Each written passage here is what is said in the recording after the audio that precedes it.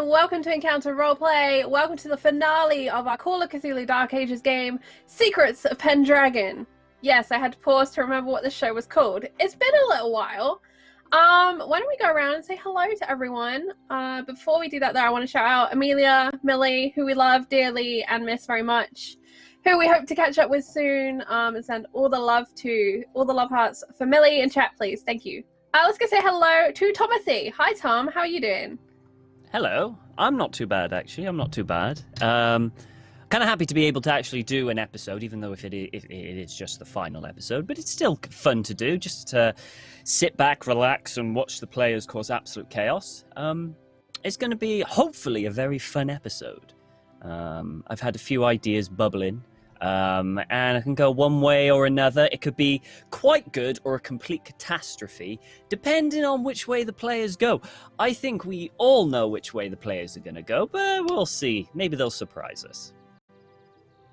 Chaos her? I hardly know her. Laugh Love Lindy, how you doing today? You just got your internet back. I'm so happy to have internet again. It's been 2 weeks with no internet. It was a week with no power. And about 4 or 5 days without water. Thanks, Hurricane Sally. This is the first game I've played in over 2 weeks, and I am very excited for it. I don't look excited because I'm just exhausted, but I am so excited to play with you guys tonight. I will be playing Aethelfrith, the lovely peasant bakester who is now formally engaged to the lovely Susanna. Speaking of the lovely Susanna Grace is back with us today. Hi, friend. Oh, hi, it's me. Hello, everybody. How we doing? I'm really excited to step one back. Try again. Reroll. Try again. Reroll.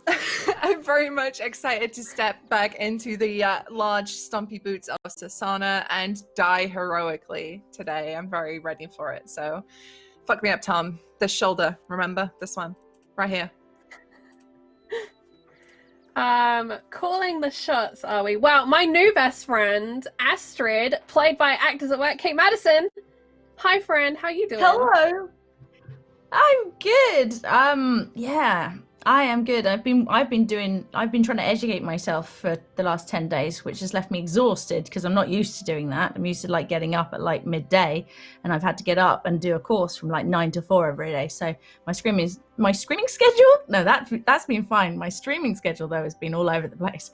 But yeah, no, it is lovely to come back. It's been a while, and I have no idea what's going to happen. I mean, I never do every week, so it's just great fun to see what goes on. So we'll find out, shall we? Yay! And at once the best and the worst of us, Victor, played by the wonderful Wild Engineer. How are you doing, friend? I don't know what you're talking about. Obviously, just the best in Victor. So I'm sorry. I'm sorry. No false idols here. Great. None at all. None whatsoever. I'm doing great, aside from the constant smoke in the air, but, we deal. And Victor is glad to be in town and in a bar and getting drunk with a priest. I think that's what's going on, right? Yeah, that's what's going on. Yeah, somehow you dodged jail and everything else we were going through. Somehow... You managed not to get arrested. You managed not to take part in a jailbreak where we set fire to things and started beating up guards for no real reason. You missed out on the guy in the cell who was whispering strange things. Victor's just having a great time at the festival. Yeah, I think we're playing this game wrong, fam. I think we fucked up. But somewhere we didn't fuck up. Somewhere we didn't fuck up is in our relationships with our wonderful sponsors here on Encounter Roleplay. Who I am going to quickly shout out. This season we've had some really amazing companies to work with. That includes Helmgast, who produced Cult Divinity Lost, which was a horrific campaign that I had the pleasure of playing in.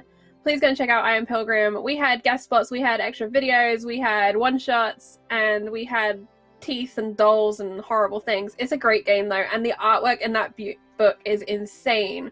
Also, please go and check out our friends Modifius, who produce a wide range of TTRPGs, including things like Dishonored, the upcoming Dune game, Star Trek Adventures, Kapla, that finished last week. Those Klingons got up to no good. Tangled with the Q, the Dominion, and Tribbles. What more could you possibly want? Klingon Core Book is super cool. You actually only need that book to be able to play. So if you're looking for a way to hop in Star Trek Adventures, go and check out that book. That's it. That's all I have to say, Tom.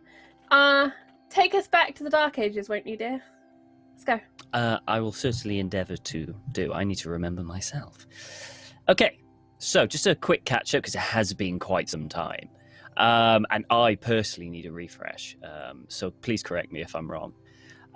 So the party came together, went to a convent, and found a horrific site in the convent where a lot of nuns, and mainly nuns and a few monks, were completely butchered in this place. And on the stained glass window, there was a word called Chilston.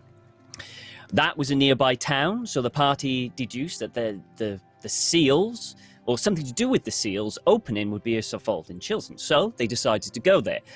During a time of great celebration, Advent had just started, and in the town, basically farmers and people who lived outside of it would gather all together to celebrate Advent, which is a very big thing in the Christian calendar, leading up to Christmas, of course. And there were festivities, everything was going great and happy. They decided to do, I say investigation,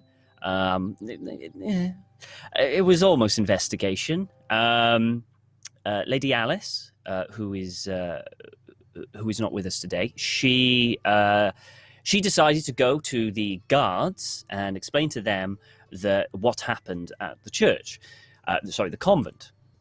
Confused by that and fearing for a disease because of the symptoms that happened to Susanna and Victor. And Thorn, it was Thorn as well, because I forgot she became a woman. The head guard, which I believe his name is Captain Forwin, the captain, decided he wanted to round up all these people for fear of a disease.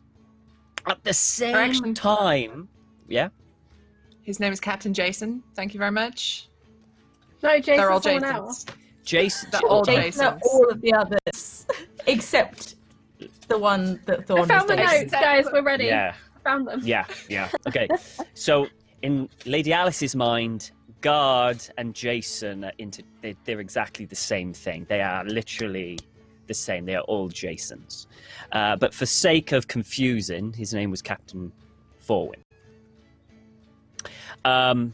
So at the same time as this, Thorn and Astrid, deciding they want to plough forward, decided to break into the Master's house, who has been locked up for well over a week, to investigate why in broad daylight. They tried to masquerade first to fix a window.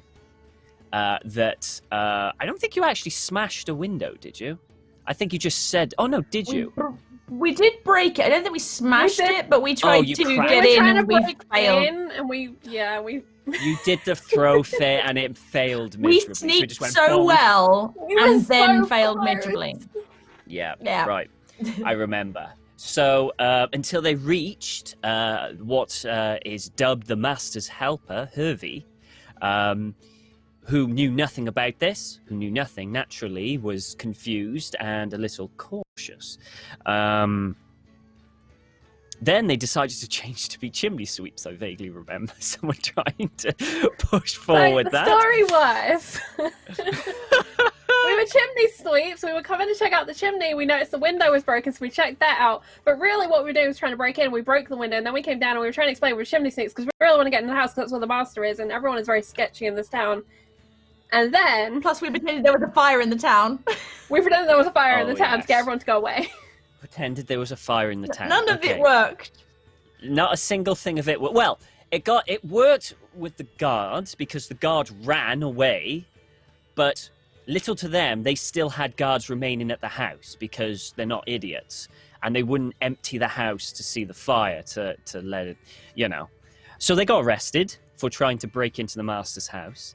And so fortunately, everyone, apart from Victor, who had stayed in the crowd very smartly and decided to wait to see what would happen, were arrested. I say arrested. Thorn and Astrid were arrested. The others were, quote-unquote, isolated for fear of having a disease.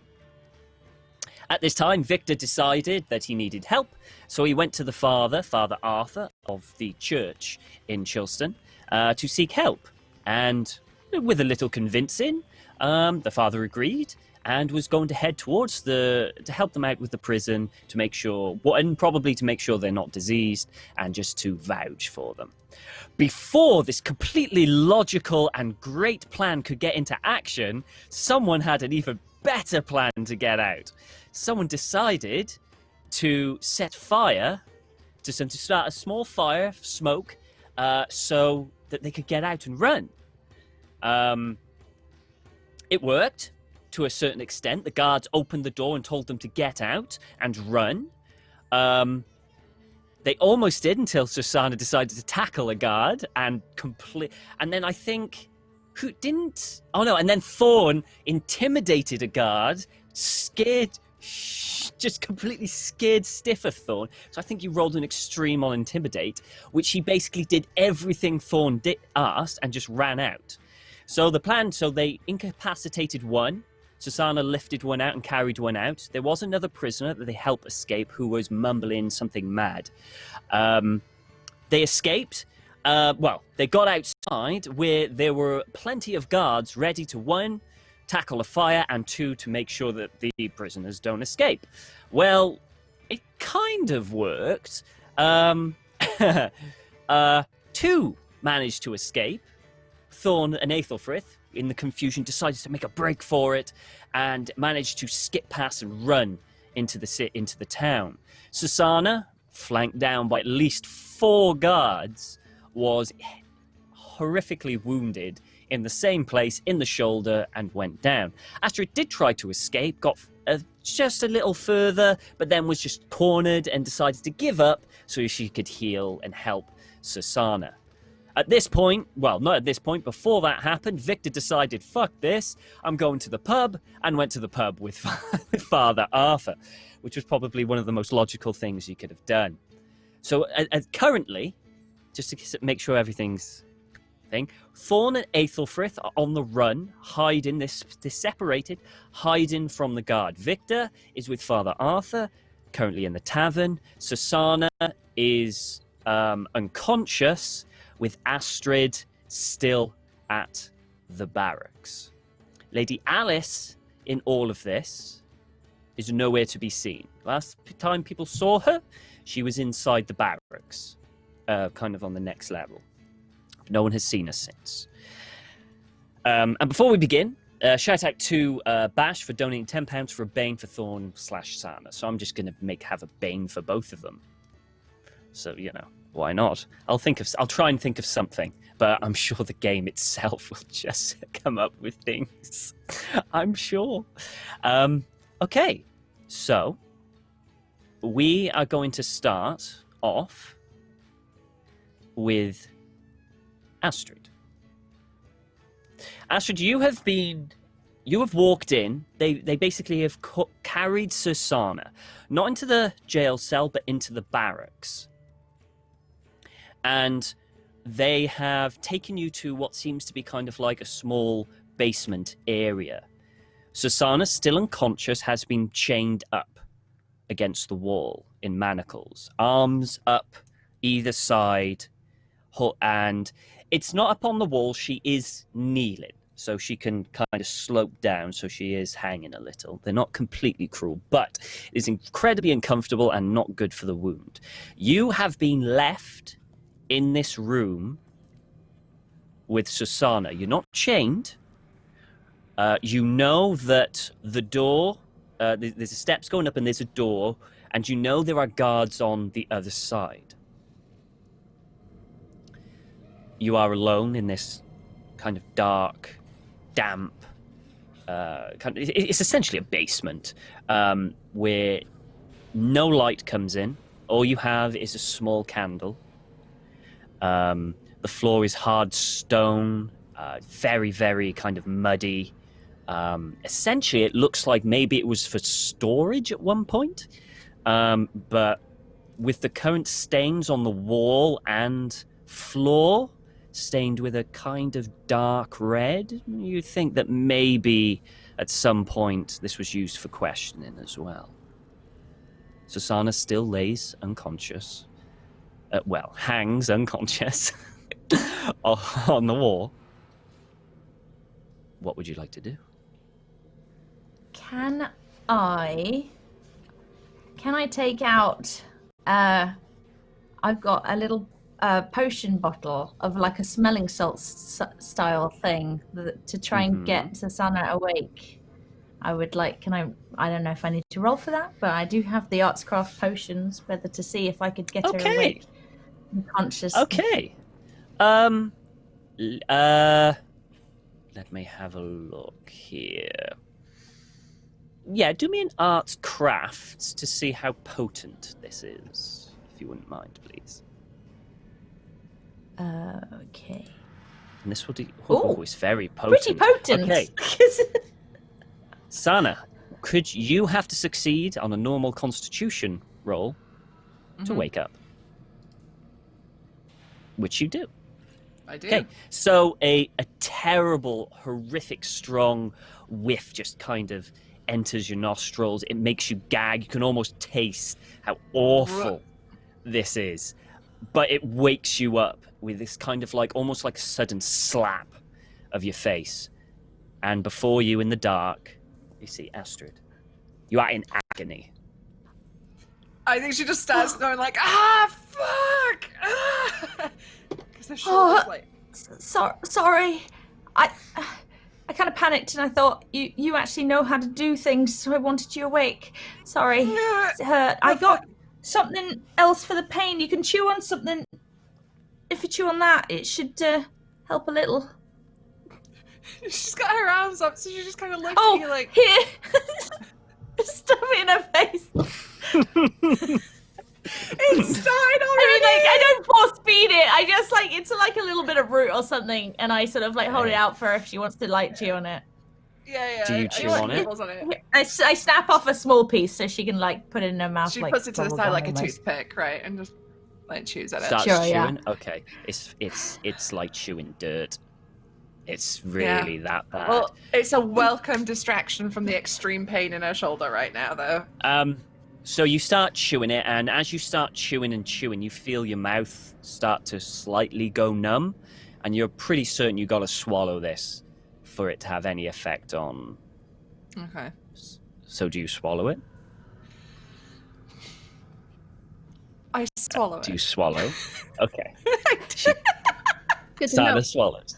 Bam, we're only 30 minutes in. We all knew where this was going. I knew where it was going. So as you swallow it, the grit, and it's very uncomfortable. It's like you. It's like as you swallow, it's like you get that feeling that there's still something in the back of your throat. You know, it's like. But as it slowly goes down, after about a minute, you do actually feel that it's kind of like your body going numb, and you do feel slightly less pain in your shoulder. There's basically a rudimentary kind of bandage that's there. It hasn't been really sewn up or anything. It's just been pressured as much as it possibly can. There is still blood seeping through it. It's still very uncomfortable, but you're not in agonizing pain. You're just in a moderate amount of pain. I think as well, she feels like a weird numbness in her left hand that isn't to do with the root. And I think she's figured out there's something going on with this arm. Because as we discussed last week, Yep. And I think she's trying to wiggle her fingers a little bit, and she's feeling it. It's a real struggle, yeah. Mm-hmm. Did they get out? Well, yeah, it's just us. Thorn and Ethelref got away. I think so. They're not here, so hopefully they got away. Good. Well, at least they got out. Yeah, I tried, but thought I'd better. You were in a bad state. You tried to fight a lot of guards, which is very. I did successfully fight a lot of guards. I know, you took like 3 down, which I thought was really impressive. But There were like count quite a 4 lot. or 5 for that day. I think that's pretty good. We'll make it. Let's say 5. Let's call it 5. It's a Say nice 5. round number. If I die here in this dungeon, tell them it was 10. Oh, yeah, of course. You're not gonna die here in this dungeon, though. We're not. No, Gonna... I hope not. That's a really shit way to die. So, what's the plan then? How are we getting out? Well, I tried the fire thing before. Didn't quite. I mean, it worked and then didn't work, so I'm not sure. I've never had to escape from a prison before. Have you? Nope, first time. It's not gone very well, has it? No. Well, maybe. This is new, though. This is fun. Will come up with a plan. Yeah, I tried to say not to do that because that's really you're going to lose all feeling in your arms doing that. That's not how the body should be. I could if you do, we'll stand you up and you can shake it out. I heard people can pick these things, but I don't know how to. Is there any rocks, anything around? That'd be really convenient, wouldn't it? That'd be nice. Well, I've got this stone bracelet I got at the market. I mean, I need something with heft. You know, just give it a slam on the chains. Oh! On the ring, you know, maybe just try and break a chain or two. That would break. Yeah, it's smash that. Okay. No. Can't. I do have very impressive muscles, but I don't think I can just pull. No, you Maybe might ankle dislocate press your shoulder, and that's really bad. Yeah. Yeah. Maybe we could talk our way out of it. We haven't gotten Maybe very you well can. with that. I'm not good with people. I've never really... You guys are pretty much the first people I've talked to since Cassandra. Oh, God, I am so when I was sorry. like very young. I can't remember how old. Yeah. I am so sorry, honestly. Where did Victor go? Wait, wasn't he with the did he go back to the tavern? Is he just drinking? I've not seen Victor since we got here, honestly. He's been off doing his I can't remember thing. if we saw him in the crowd or not. A lot of people. I didn't. I saw you and Thorn, and I tried to, you know, like, make myself inconspicuous. And Thorn, with a Sana finding powers, You're found not me. very inconspicuous, though. I mean, look at you. No. I know. It's the perils of being this tall and impressive. How did you become a knight? Interesting question, that. Do you... It is a knight, isn't it? You're... Yeah, well, I've got a sword. Yeah. And I say I'm a knight. Well, not anymore. Don't have a sword anymore, yeah. No. My dad was a we'll get knight. it back. Oh, is that how it works? No, it's not. It worked for me rather in the fact that my dad was a knight, and then he tried to marry me after someone who I hated, and I didn't want to get married.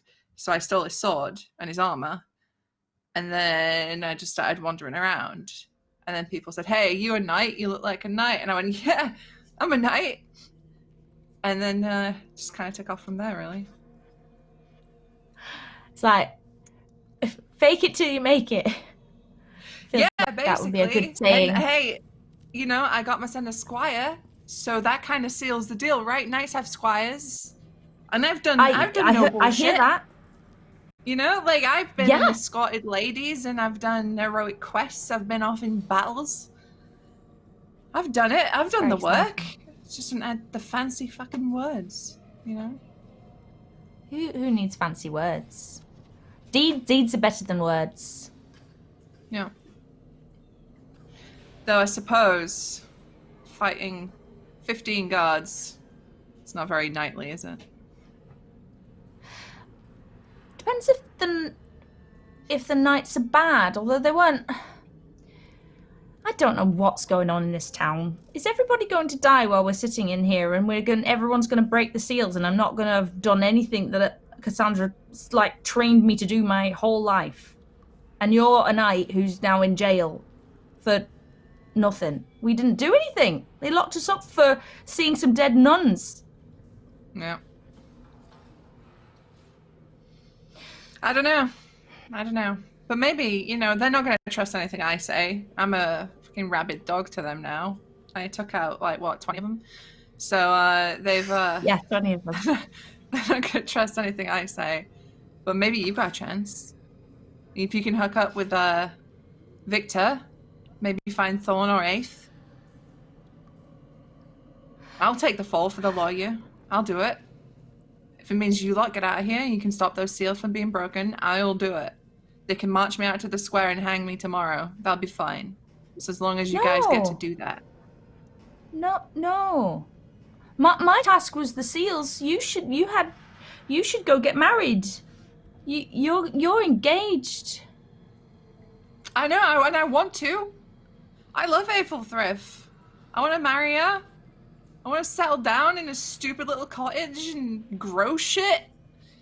But, the fate of the world's more important than my being an old woman. So if I have to die so you guys can get out of here and escape, then I'll do it, is what I'm saying. That does sound very knightly. I know, it's the whole thing I'm talking about. I just haven't had the fancy words. You just used some fancy words there, I thought. Oh, I was educated. Well, should I knock on the door and ask to go? They're never gonna let me out. And I should look after you. I'm all Thorn's right. good at talking. We'll let Thorn do the talking. I messed it up. If we let Thorn do the talking, we're both on the gallows tomorrow. I love Thorn. I love Thorn with all my heart. She is like a daughter I never asked for or wanted, but somehow ended up with. But if she talks, then we're fucking dead. That sounded like a backhanded compliment, but I thought she was always a bit of a... I mean, she did the big speeches. She did. She's got it. She's good at the fast talk, and she's good at the tricky with words and stuff. But I know that there's a charm about Thorn that some people just don't see.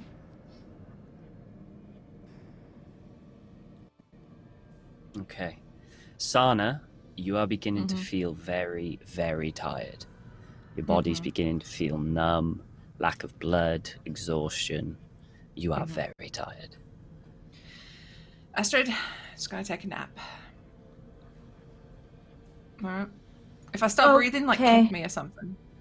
I will wake you in a more appropriate way than causing you more injuries, but yes.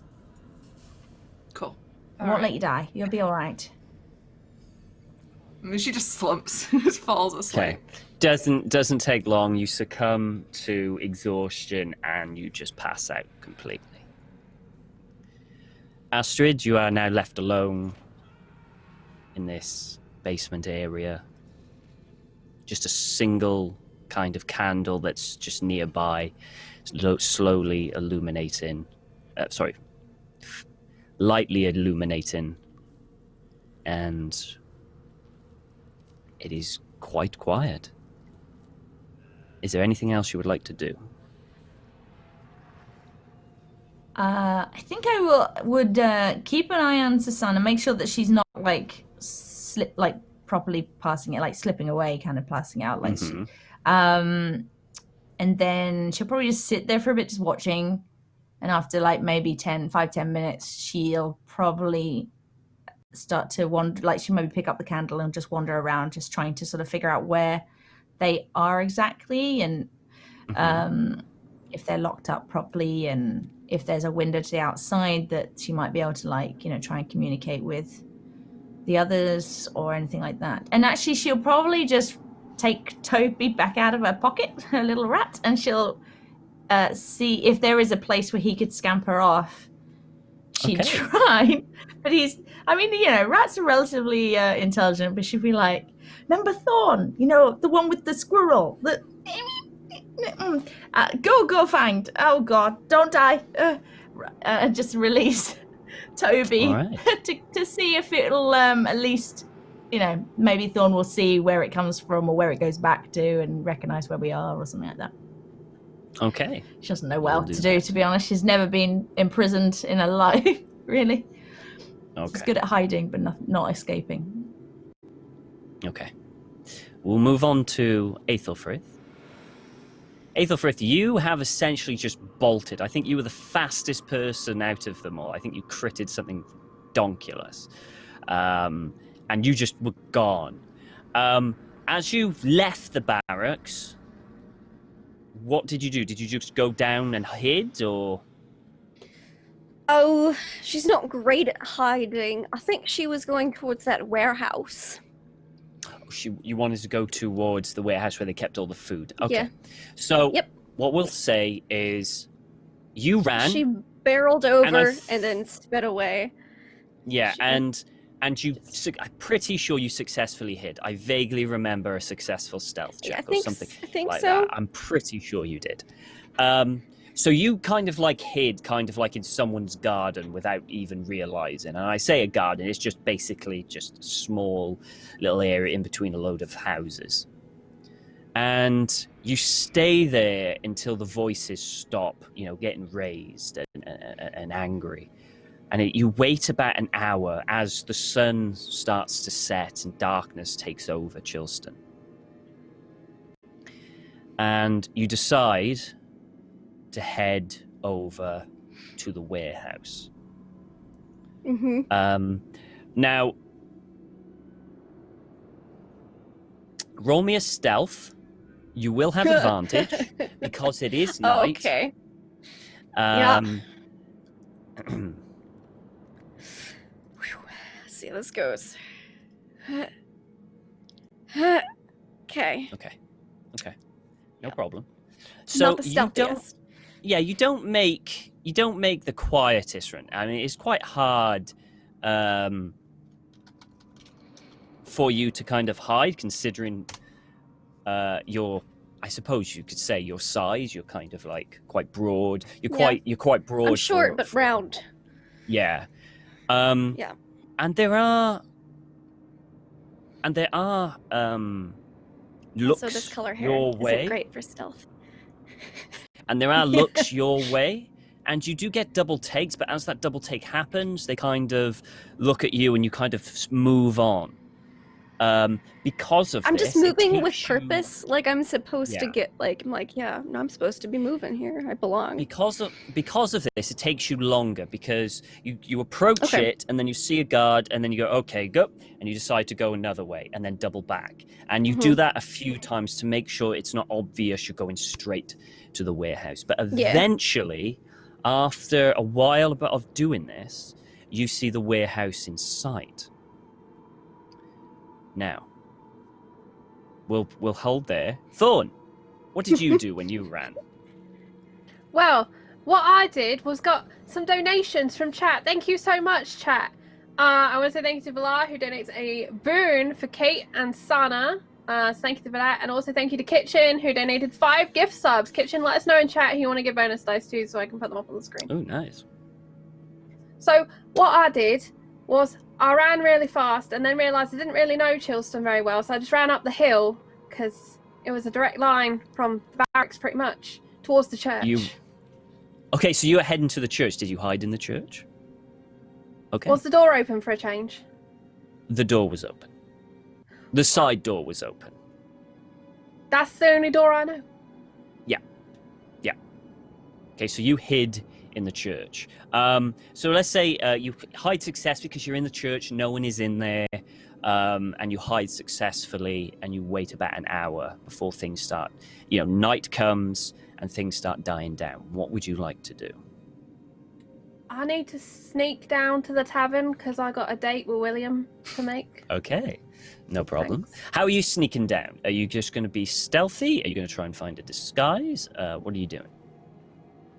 Yeah, let's try and so Thorn is gonna look for a disguise. She's gotta look nice for her date, right? And she's in like this Gambison mess situation. She needs to look good for this date. Can I find some priest robes and rearrange them a little bit so it doesn't look like I'm dressed like the Pope for my date? You do find priest robes.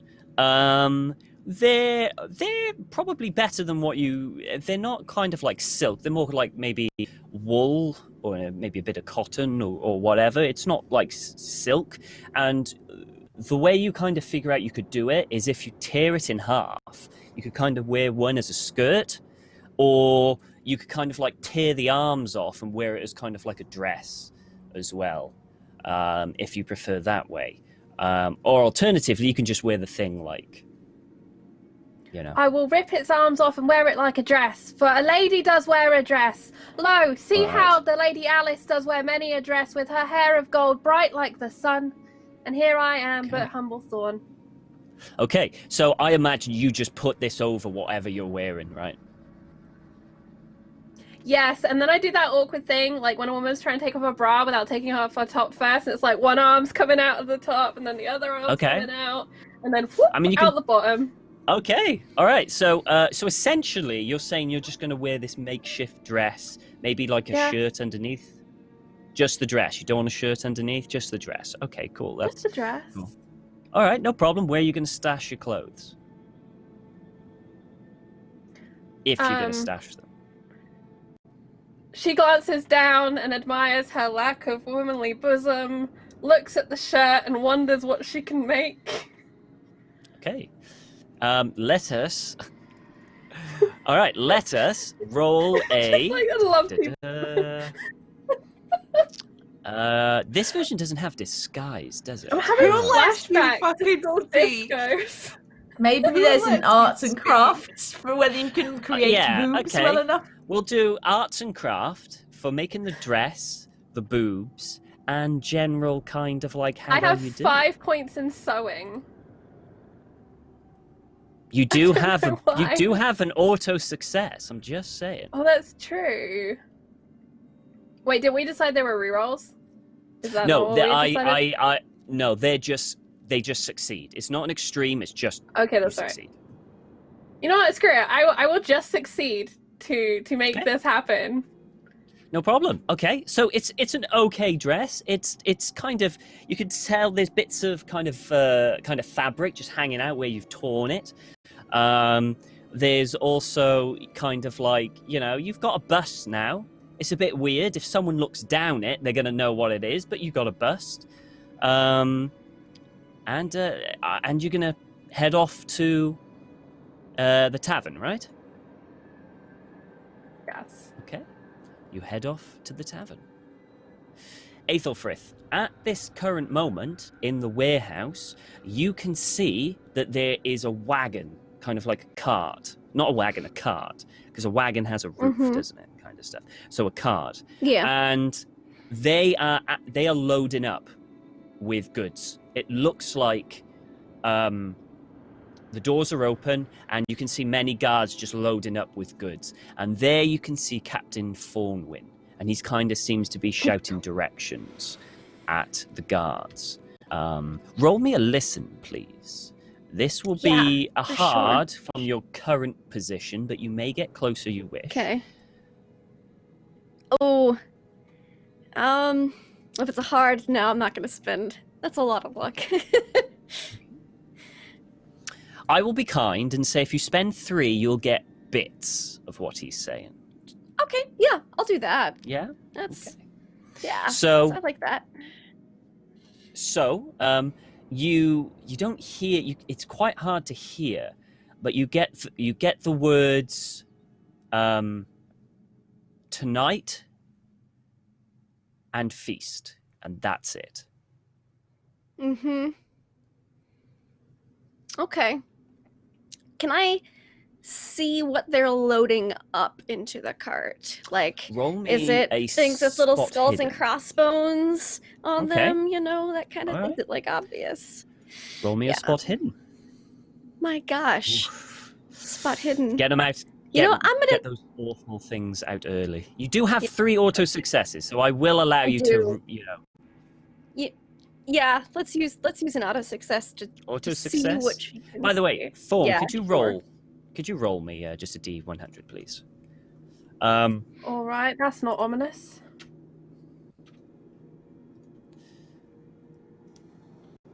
How do roll? 61. Okay.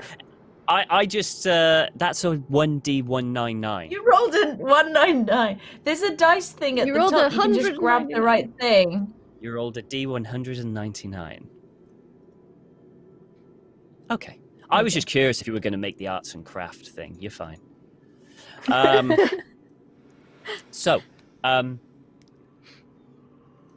you've auto-successed it, right, Aethelfrith, yeah? Yes. Okay. Yes. You can see that they're actually kind of like putting on crates, and you can see they're putting on bags, and you get a glimpse, and it looks like they're putting. You get a glimpse of kind of breads, fruits, vegetables. They seem to be putting food on this wagon. She's guessing this is the food Cart. that's being brought to the feast, then, rather than having it be in the warehouse. This complicates things, but yeah, I think she's not gonna try to burn the warehouse down, I guess, now, because half the food's already on the cart, so what's the point? I'll just kind of try to tail the cart once they're done loading it up and moving, and just hearing what I can. Just watching, observing. You roll me a stealth to see how well you do. Again, you do also have an auto success. You still have 2 of them left, 3 of them left. I don't know how many you've got left. 2 of them left. 2 of them left. Up to you. Stealth is really not her strong suit, so I think I will use an auto success on the stealth. Okay. Yeah. All right. So you're able to follow the cart and detect it. Yeah. Victor, you're currently in the tavern with Father Arthur. You immediately decided, like, screw this. They're doing something crazy. I'm not getting brought down with them. So head back to the tavern. You've been there for a while. You've had a few drinks. The sun is setting, and the father's there, and he's pretty happy. And he's been regaling tales of kind of like his pilgrimage to Europe. Most of it sounds absolute bollocks, but, you know, it's pleasant conversation. Is there anything particular you wanted to talk to him about? 2 things. So, Father. Yes. Are you able to, say, release criminals to you under word of the church? Now, I don't mean just like sick people. I mean straight criminals, like. Oh. Well, it depends on how persuasive I am, I guess. I could talk to the good captain and try to have them, I suppose. It depends on what they did, really. I suppose I could ask them to come for confession. That would put them in... I mean, I think guards would come and they would confess, and maybe that would be enough for the good captain. But not really. The terms of law and order is definitely with the captain and the master. I can just give a sympathetic ear. Right. But you can at least get in to hear their confessions, right? Oh, yes, of course. Yes, of course. I just need to talk to the captain and give them an opportunity to confess their sins. In fact, that would be probably better for the captain. I'm sure that would be something. Would you be willing to do something like that tonight? Oh, you believe your friends have committed some crimes, do you? Oh, I'm sure it's just a misunderstanding. Of course, of course. I mean, what if, per se, they were on a mission from God? Oh,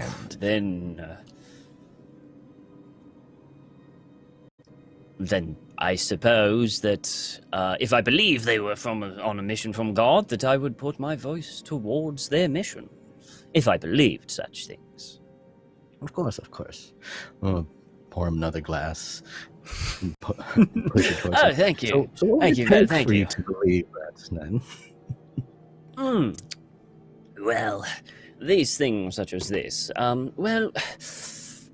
normally a sign from God should do it, like a miracle or some kind of divine signal, divine sign.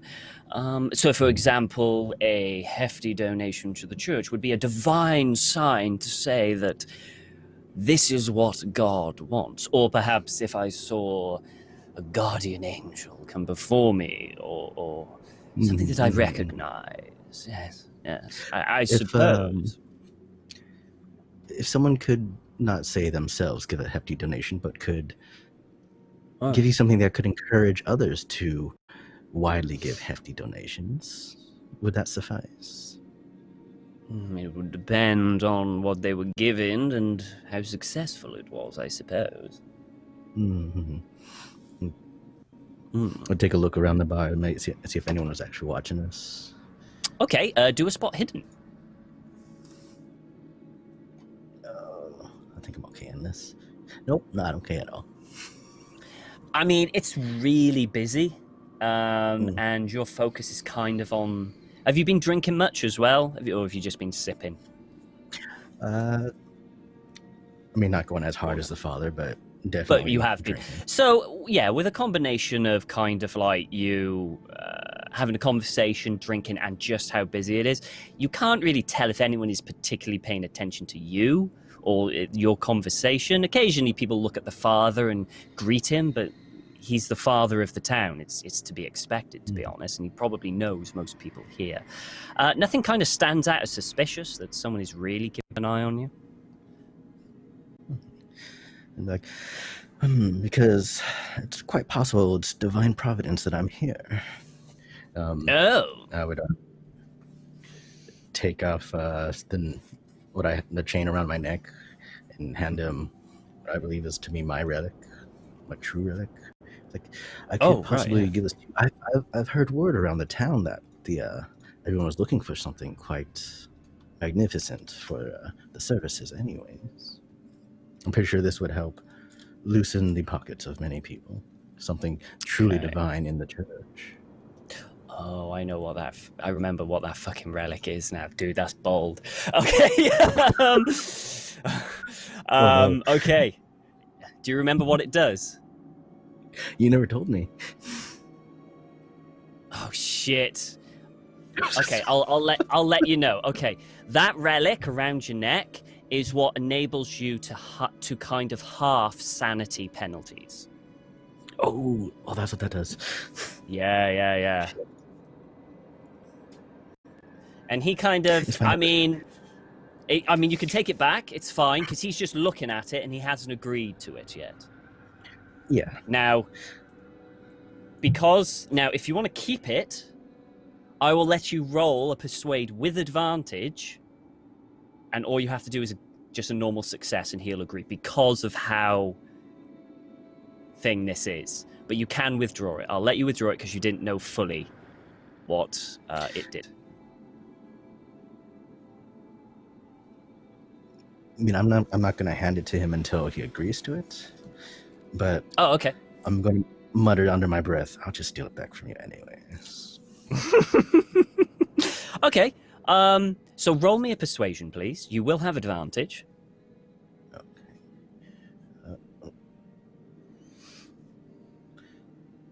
This is persuasion, isn't it?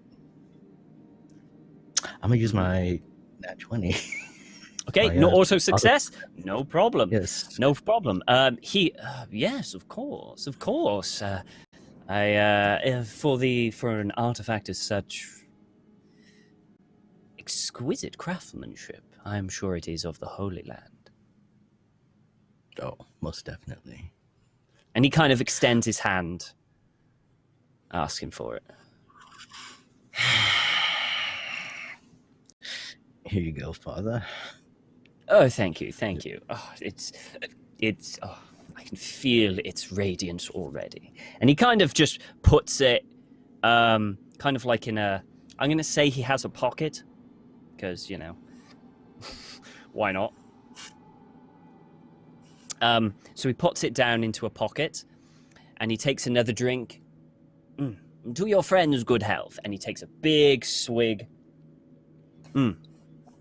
So, what is it that you wish from me? I was wondering if you could help me get my friends back on this divine mission tonight? Of course. I would be happy to. For someone who is so generous, and of course, God himself has given me a sign.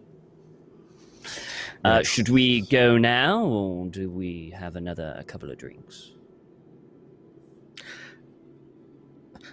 I'll hand him the bottle and say, we can drink on the way. Oh, I like your style. And as you grab the bottle, and to stand up, Thorn, you enter the tavern. You're kind of snuck in, kind of in with people. Victor, roll me a quick spot hidden to see if you recognize Thorn. You do. You see Thorn there, standing before you in a dress. It's very odd. I'm just gonna... Oh, am I passing by her yet? Or... No, you've gotten up and she's literally in the doorway. I'm gonna think... I'd rather not involve Thorn in this yet, so I'll walk past with the priest, just pat Thorn on the head a bit. Okay, so Thorn, you enter. You see Victor get up with the father, start walking out, and give you a gentle pat on the head, and start to head out of the tavern. She freezes as this hand touches her head and, looks at this person with a deep scowl, whoops. And then sees it's Victor and is like, oh. Right, Victor? Thorn. Have you seen William? Look around the crowd. Maybe. Do you know who William is? I have no idea. He's about this tall and very handsome. About the most handsome guard you might see. Well, I'm sure if he's the man worth his metal, he'll find you. Should You I should probably just stay sit where he can down. see me, though? Just sit down at the bar, and he will come to you. All right. At the bar. Right. And Thorn's going to cross, and you'll see her go across the tavern to, she'll find an empty stall, and she's going to perch like Lady Alice does on her horse. So it's going to be, side saddle on this stool. Because this is how she assumes ladies sit on things. Okay. So you perch yourself down on a stool, and Victor and the father leave. As you're leaving, father, you can see a load of guards, and they're kind of start pushing and pulling a cart up, and it's full of kind of boxes and sacks. They seem to be heading towards the festive area. You can see, people kind of getting out tables together, and they're kind of putting them down, lighting lanterns, and I don't know, actually they had lanterns back then. Candles, we'll say candles. Starting a fire to loom up, to light up the place. Aethelfrith, you see this too, but you are a bit further back.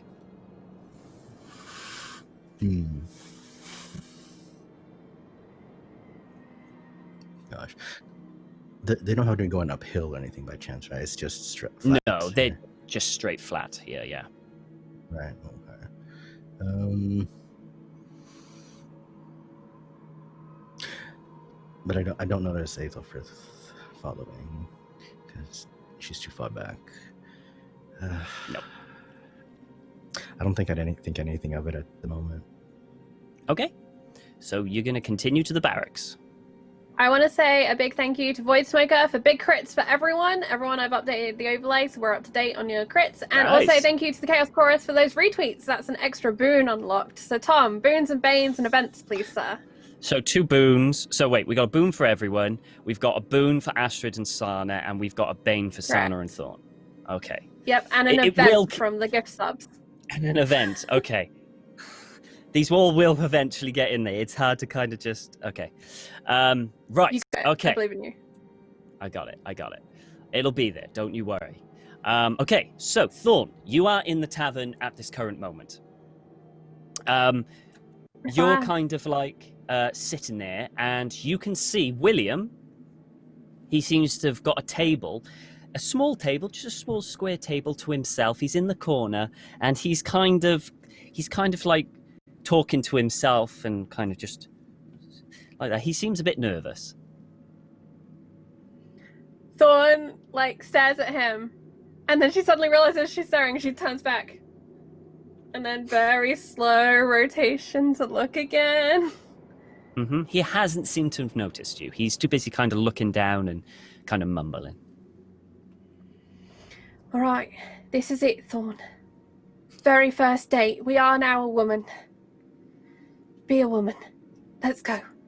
Hops down, off, and imagine the skirt gets snagged on like a splinter in the stool or something. She has to like rip it off, straighten herself up, adjust the fake bosom she's assembled, and walks to the table.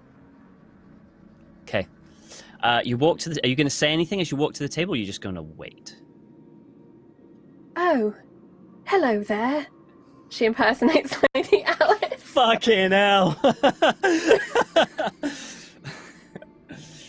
Okay. As he does that, you see him startle for a minute. He hits his drink as it pours down onto his lap. He jumps. And he looks at you. I'm really sorry. No, it's fine. No, you just startled me. That's all. It's really nice that you came. I didn't expect you to come. Well, I mean, I was waylaid briefly, but of course I wouldn't have missed it. We made an agreement.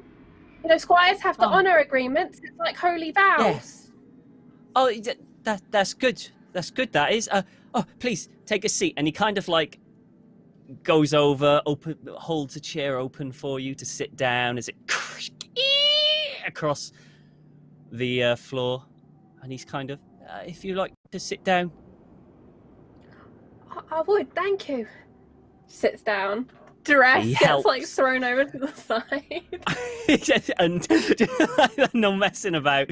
He kind of awkwardly gets you in, and he kind of waves to the bar, a barmaid, and she nods, and it's not long before she brings over a kind of like 2 flagons of ale or beer or whatever it is, and he sits down, and he's kind of like nervously, just holding his mug. So thanks for coming. Thank you. Thanks for asking me. I've never been asked before. I guess becoming a woman means you get asked to things. I guess so. I'm not really one to ask either, to be honest, but I'm not normally, but I got something that I really need to ask you, actually. Kind of come up today, a little bit. Well, the great Sursana, noblest of knights in all of England and the beyond lands. From here into Rome, along that holy path that we do tread in the name of God and our King. Anyway, we're in a bit of a bother, and I think you might be able to help me with it. Because you're a guard, right? Yeah, I'm a guard. That means you live at that barracks place, right? Where all the other guards live. Well, I mean, we don't... Well, yeah, I've got a bunk there. And you know the ins and the outs of it, right? Yeah, where's this going? You trust me, right, William? Well, Dearest William. Much as... roll me a charm. Damn. Alright. 15. Come on, Thorn. Oh, pain to my stomach. No. I didn't have enough luck to even make that close. All right. He kind of, as much as someone that I've just really met, I can trust, I guess. Well, that's all right. That means you haven't learned not to mistrust me yet. Well, you see, we got in a bit of a bother with that captain guy, and there was a fire, a really dramatic fire in the jail, so it had nothing to do with us. We was just there, and we had to get out because there was all this smoke in our lungs, and there was chaos, and people were running. Why were you there? Why were you in jail? We were helping the guard captain in his investigations. Technically All true. right then. Okay, so there was a fire. I heard some guards say something about that, yeah. In the confusion, Cesana, in her noble mightiness, may have knocked one over, and then stumbled out, and everyone, seeing the great knight running, thought something untoward was happening, and there was some confusion. People got the wrong idea. Cesana got stabbed a little bit. Other people got punched a bit. She didn't have a weapon. Have you ever heard of attacking a woman without a weapon? That's a little bit unfair, wouldn't you say? Very ungodly, but that's all right. We'll let it go. Just, I was hoping you could help get me into the barracks so I could have a conversation with Cesana and, maybe straighten out the miscommunication that's happening between my people and your people, so that we might all complete our holy mission as per that which was bequeathed to us by God, to convey the Lady Alice unto that place where they might wed. Such a holy bonding unseen before on earth. Amen. Roll me a fast talk. Because Can I roll? Bullshit. Can I not roll persuade? That's the only thing I have any proficiency in. No, because you were lying. I will spend... How much luck do I even have left? I will spend 7 points of luck to make that an extreme. I have enough luck to do that. Okay, so as you've been saying all of this, his eyes have kind of just glazed over, and he's just kind of like, he's just staring into your eyes, and he seems completely smitten. He's just like, yeah, whatever you need, yeah. Yeah, and he seems to be taken away by this whole thing. Barely listening, but kind of general idea. Yeah, well,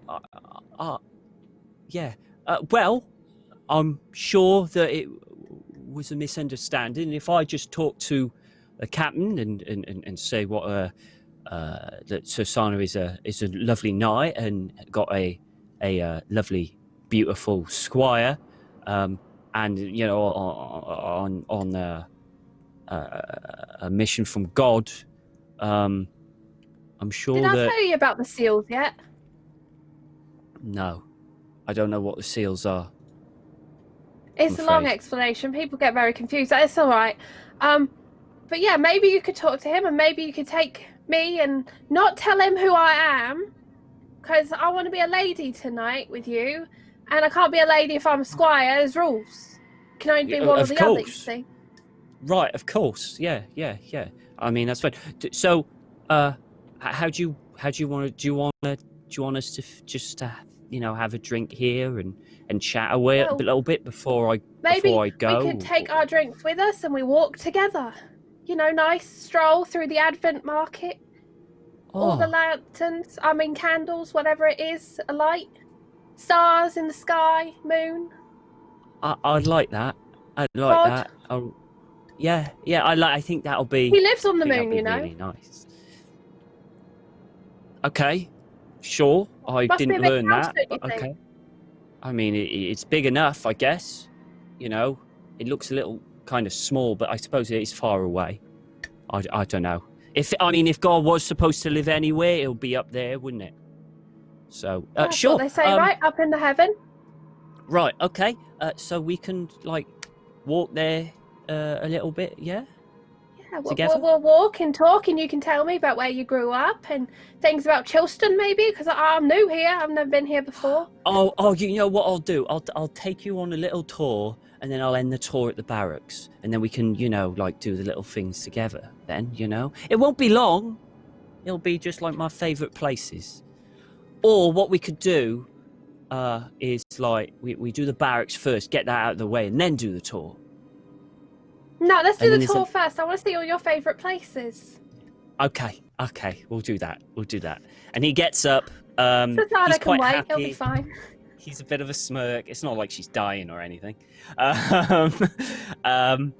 And essentially, kind of very quick, happily gets up and escorts you kind of out. He opens the door for you, holds it open for you, and lets you walk through.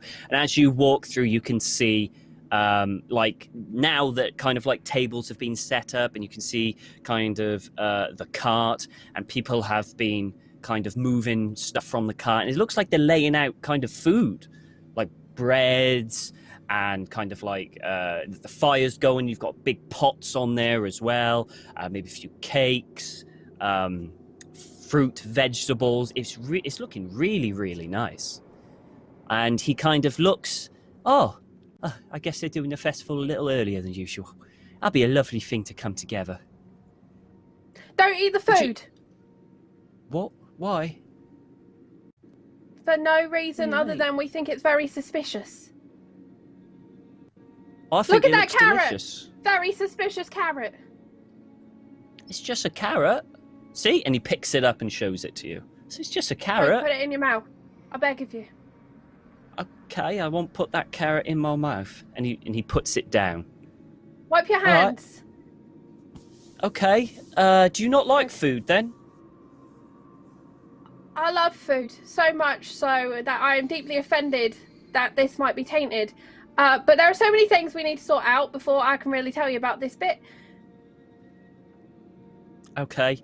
Maybe we should just walk, and then maybe you'll get an appetite after that then. All right. Come on, this way. Yes. I'll show you the best places of Chilston. And he starts Perfect. walking you down kind of like just a street, and he'll show you all the different places, which I'll tell later. We head back to Astrid. Astrid, you're still in the basement. You have done everything. You've got the candle, you've had a look around, and it looks like it's primarily solid wall. No real way out apart from the door. Then you get your little bit of rat and kind of place it down, and he starts going around and just investigating the basement.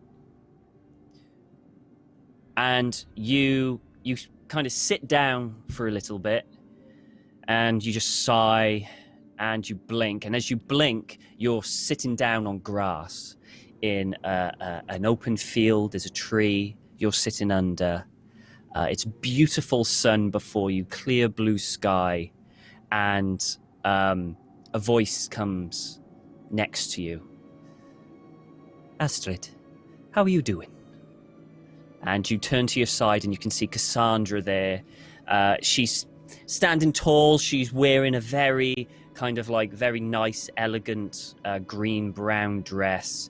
Her hair, her kind of curly red hair is just like blowing in the wind uncontrollably as it does, as you've always remembered. And she kind of looks at you with and smiles warmly. Yeah, it's going great. We're no, I'm in a basement, and we're locked up, and I don't know. We're not doing very well, actually. Help! She smiles. I only really knew about seals, and it's not very. I don't know how to stop this.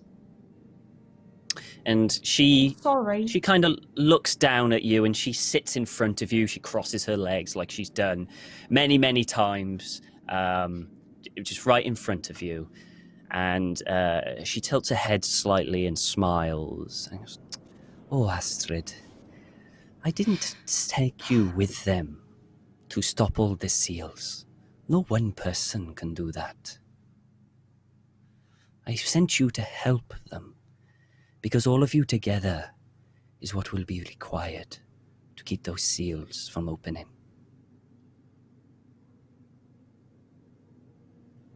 We're all split up now, though.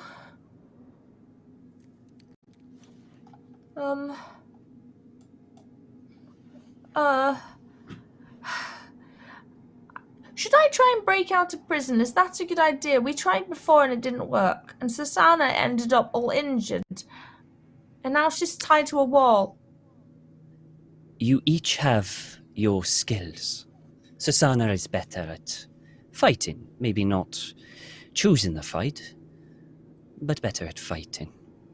You are better at healing and helping people. I would not recommend trying to break out. I have talked to someone and they are coming, but time is running out. It might be too late. But the important thing is that you and your friends get out alive. It is just one seal of 13. There are many more that we can win. Okay. I'm sorry that I failed at the one thing that I've been training for all this time. This is the only thing. She smiles and kind of like takes a hand and she kind of brushes a little hair, to one side, and kind of moves a hand and gives your hand like a gentle, reassuring squeeze. You haven't failed anything. It is not your job to make sure all the seals are closed. You went out. I wanted you to go out so that you could live and experience. And that is what you're doing. Oh yeah, it's quite an experience out here. Quite a lot of experiences in just a few days, actually. Now, I believe that your friend, what is her name? The knight, Susanna. She is in a bad way. Yeah. Yeah, I've tried. I've used the herbs and I've used that root and things, but she's not conscious again, and she got hurt pretty bad. I see. She's tied to a wall right now, but I can't do anything about that. Well, I think it's time that you learned how I heal people. You've seen me done it once or twice before, so it shouldn't be too bad. Okay. Oh, okay. It's okay, Aslid. Relax. This is something that you can do. Relax. Okay. Breathing. And she takes your hands, gives a tight squeeze, smiles, and says, "Lay your hands on the wound and say these words." And she leans in and whispers what seems to be from a language that you don't truly understand, but somehow you do understand it. You kind of know what you have to say. And something inside your mind awakens a memory that you've heard it before. And again, you see Cassandra, slightly younger, doing it on a hunter that may have got too close and was injured, and she healed him. And occasional times, and a time where you may have thought you fell out of a tree and really kind of broken a bone, and she did the same things again, and it healed. And she pulls back, smiles. Now, go help your friends. And most importantly of all, make sure you survive. No promises. I'll try.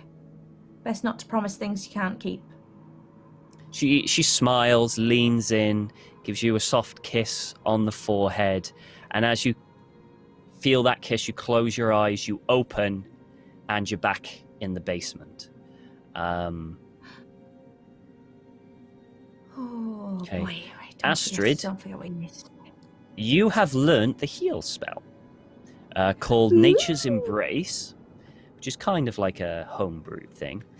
It requires a touch at the cost of 10 magic points and 1 sanity. You may heal a person 2d6 health, and it takes 2d6. They say turns, but a turn is like 6 seconds, so 2d6 turns to heal over time.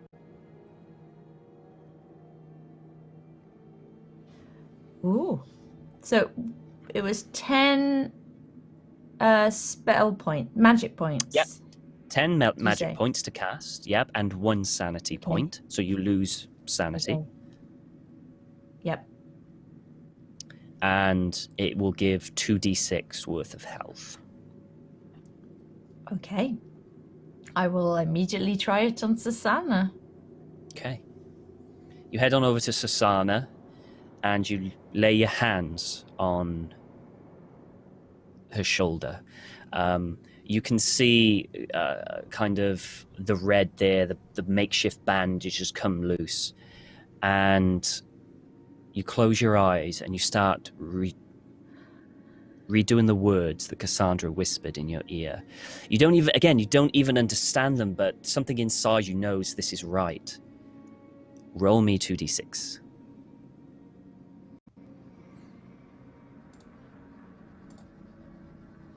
Okay. 7. You touch it and you start whispering and whispering. And you open your eyes, and almost like through your fingers, you can see these tiny little flowers start sprouting out. And they go into the skin. And they burrow into the wound. And seem to kind of like excrete a sap or something inside, which seems to seal everything up. And then the roots and then the kind of small kind of twigs of this thing start going in and out of the skin, in and out, as it starts sewing this thing shut. And it's almost like nature is just kind of sealing everything all together. And after roll 2d6 for me, just very quickly, just to see how long it'll take. Another 2. Yes, please. Reroll. Okay, that's fine. It's very quick. It only takes 30 seconds, and after about 30 seconds, the wound is completely sealed.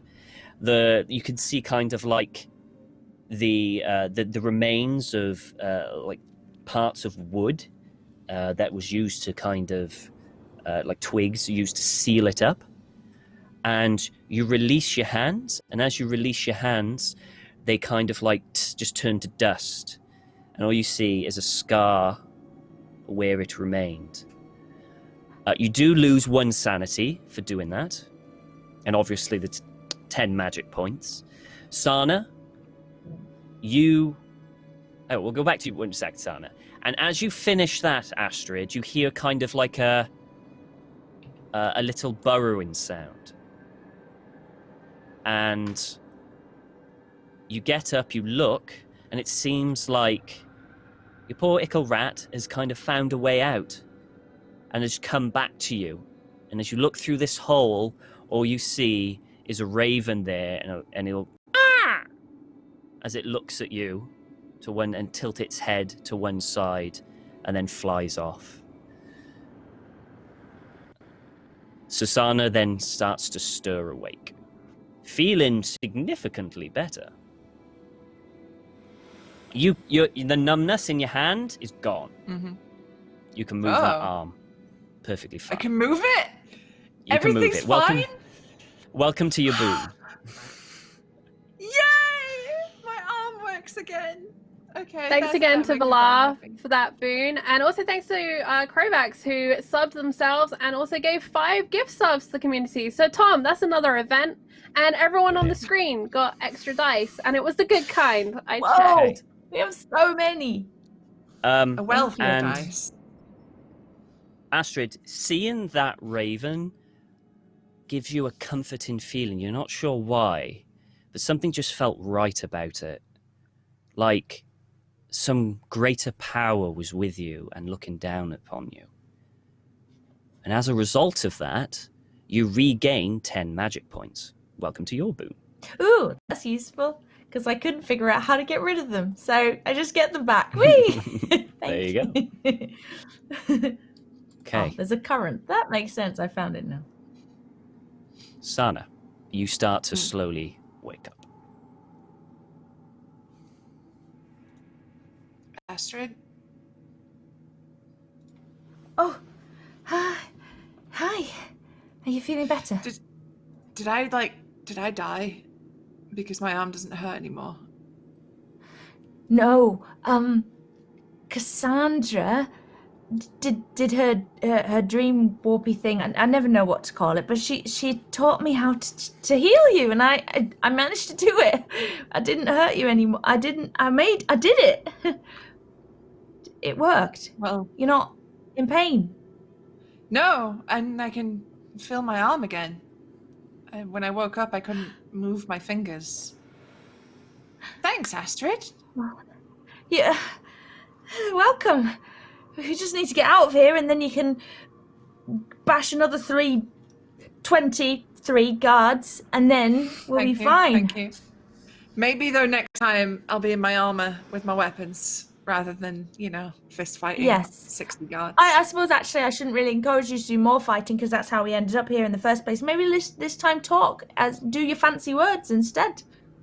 Yeah.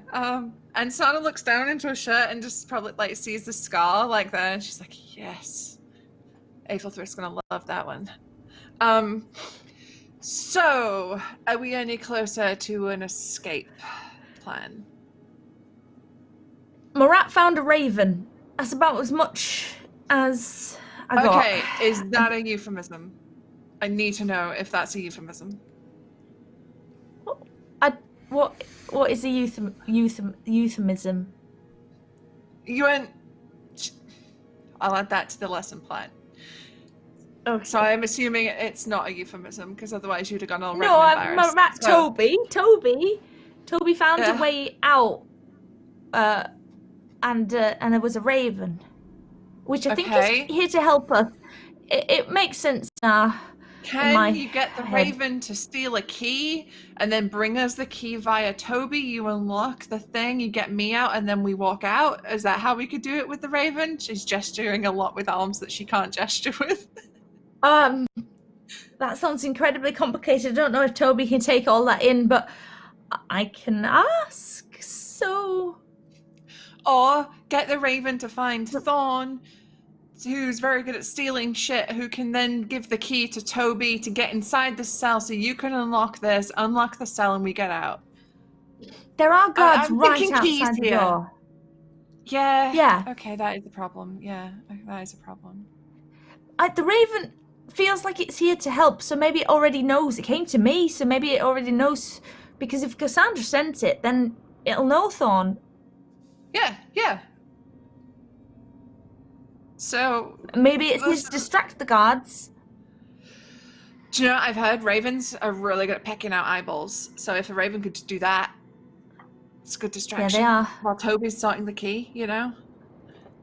I don't know. I'm stuck on keys. It's all keys. You are stuck on keys and eyeballs right now. So so I'm distracting. Those keys right there. I'm remembering a drawing from Thorn. Talented artist. I remember that moment. Yeah. Well, so there's a door, right? Tom. Mm-hmm. It's at the top of some stairs, some wooden stairs. Yeah. I am pretty good at stealing things, I have to say. Yes. So Sana, maybe I can steal the keys rather than get a crow to do it and Toby to do it. But if it goes wrong, I'm possibly next to you in those shackles, so... But it's not much worse than we are now. Right? Yeah. I'm not dying anymore, right. So that's how a major problem solved. I'm pretty sure I'm there not you dying. Go. Silver linings. I run up the stairs and I bang on the door. Okay, you bang on the door. With no real plan, except I gotta try and steal these somehow. There's no response. Huh. We are literally the naughty toddlers who can only handle being in timeout for 10 minutes. And then we're like, we're done. We want to get out now. We're good. Yeah. I don't want to stay on the naughty step anymore. Sorry, Kate. No. I'm just going to try and push the door. Just maybe it's actually open. Okay, you try to push the door, but the door doesn't seem to budge. Is there a keyhole? There is a keyhole. Hello? Is anybody there? You speak out. Hello? There's no response.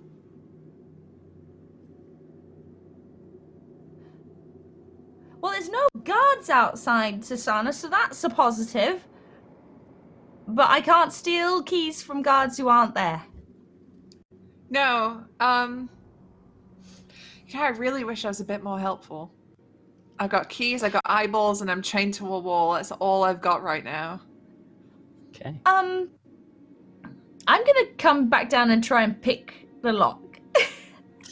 Okay. On the, What are things. you using to pick the lock?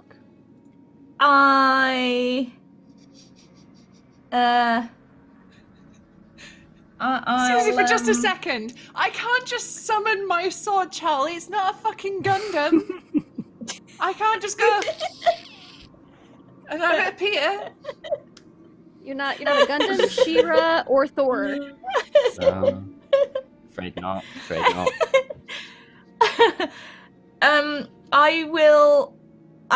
I expect there's a hairpin, classic hairpin thing, or Susanna, have you got anything? No. Long and point. This is when we need Lady Alice. She has a lot of long and pointy things. Now that's a euphemism. Oh. Still don't really get it, but okay. They took all my weapons off me. Like, I did give you my dagger, but... Oh no, I gave that to Thorn. Mm-hmm. Can I roll to see if I have something? Because I don't want to meta that I've got something. Roll me a luck. Ooh. See if... You've got... Doesn't mean You I can don't do have it. I just have anything. something. You don't Okay. have anything, but Susanna probably has a brooch or some piece of jewelry maybe that she will have on her. It's going to be extremely hard to do because you have no knowledge of picking locks or anything like that. But Not at all. you can give it a But she go. feels like she's got all the time in the world right now. All right. So- So Nothing else to do. take a piece of jewelry and My beautiful cloak pin. you start having a go at the mannequins. Victor, Okay. you have just walked fast and you're starting to head to the barracks. The father is slowing you down a little bit, because he's drunk. He's just like, yes, well, did I ever tell you that time where I went to Europe? And constantly retelling the same story over and over again. I mean, he's happy enough, but it's just like, it gets a bit... I've definitely got my merchant smile on, where I was like, oh, yes, sir, definitely, most likely. Mm-hmm. But it's not long until you reach the barracks. And it seems surprisingly sparse compared to what you're used to. Just seems a bit odd. But mind you, the last time you saw it, they were just trying to jailbreak, so maybe that was the reason. But there seems to be one guard on the front door who seems pretty bored. He's just kind of like that. All right, Father. I'll wait here for a second. I'll go talk to the guard to see if they can let us in. Right you are. Of course. And he kind of like continues drinking and he kind of grabs his and it's empty. He's like, oh bugger. What was the name The of the guard's captain there. Forwin. Right. Excuse me, sir. I am Oh. here with the priest What? as Captain Folwin. Are you What? awake, sir? Are you asleep on the job? Yeah, no, I was fine. I wasn't sleeping on the job. No, of course not. Eyes like a hawk, whatever that is. Indeed. Well, yes, as you should know, Captain Falwyn asked for the priest to come by. We need to unlock the cells and speak to the prisoners. Like an owl. That's my eyes, like an owl. Yeah, that makes more sense. Sorry, you were here for what? Sorry? Speak to the prisoners? Yes. I'm sure you've heard, right? No, they're not to be disturbed. That's Captain's orders. All right, who's your supervisor? Captain Forwin. Yes, below Captain Falwyn. Oh! That'll be probably Jason. Of course. Jason. All right, well, this will be Jason's head, unless he did tell you, in which case it'll be your head, but I'm sure we'll get that sorted. No one told me. Oh, Are you sure? I mean, I'm positive. I was just told by the captain's guard here, while all the other guards go and enjoy the feast. I'm stuck here. I think it's a punishment, to be honest. Yeah. Maybe I'll be able to catch a little bit at the end, but yeah. Well, I mean, because of the feast, everyone is supposed to be there. I'm pretty sure it was supposed to be until the priest comes. Are you sure you weren't just sleeping again and misheard? Roll me a fast talk to try and get him off. Or an intimidate, because you are kind of threatening him with things. It's up to you what you prefer. I'll do fast talk. Okay. 49. Success? I'll use luck to make that a hard success. That's okay. 12.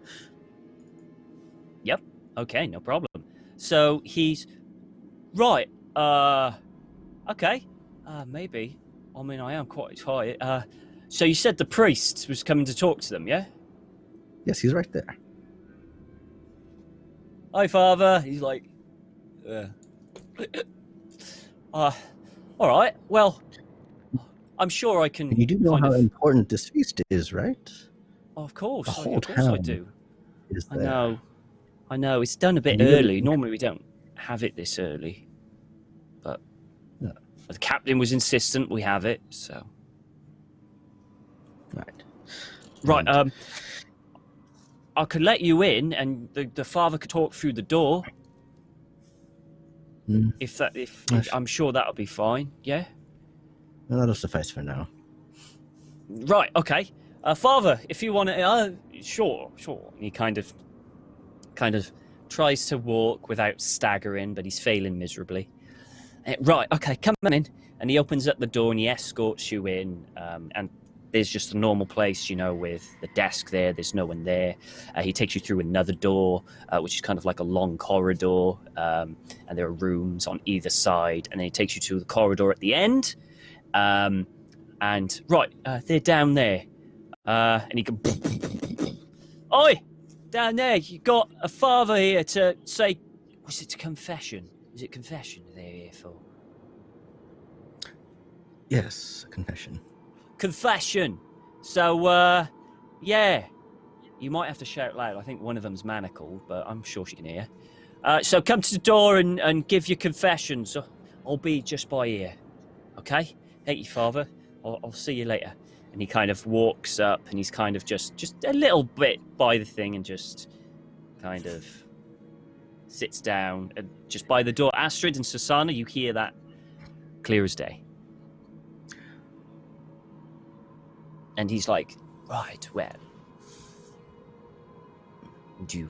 so time for confession, I guess. Well, I confess that I'm really fucking bored of being tied up to this wall. Is there anything else you wish to confess, my child? It's an unusual thing to confess. Confess that I would much rather be not in this dungeon. Yes, I'm sure many would when they're in a dungeon. So you say what you're thinking. I confess I'm feeling a bit hungry. Victor, I don't think they understand what confession is. No, you don't say what's on your mind. You tell me your sins, and then I will absolve you of your sins in the eyes of God. That is how it works. So tell me your sins, I will... Right? Bad thoughts, Rosanna. Yeah, sins are the bad things. Like killing and stealing and being jealous and greedy and lazy and, that stuff. I mean, Father, Sursana is a knight. Doesn't that mean that what they do is divine will? I guess, but why is she? What did she do to get down there?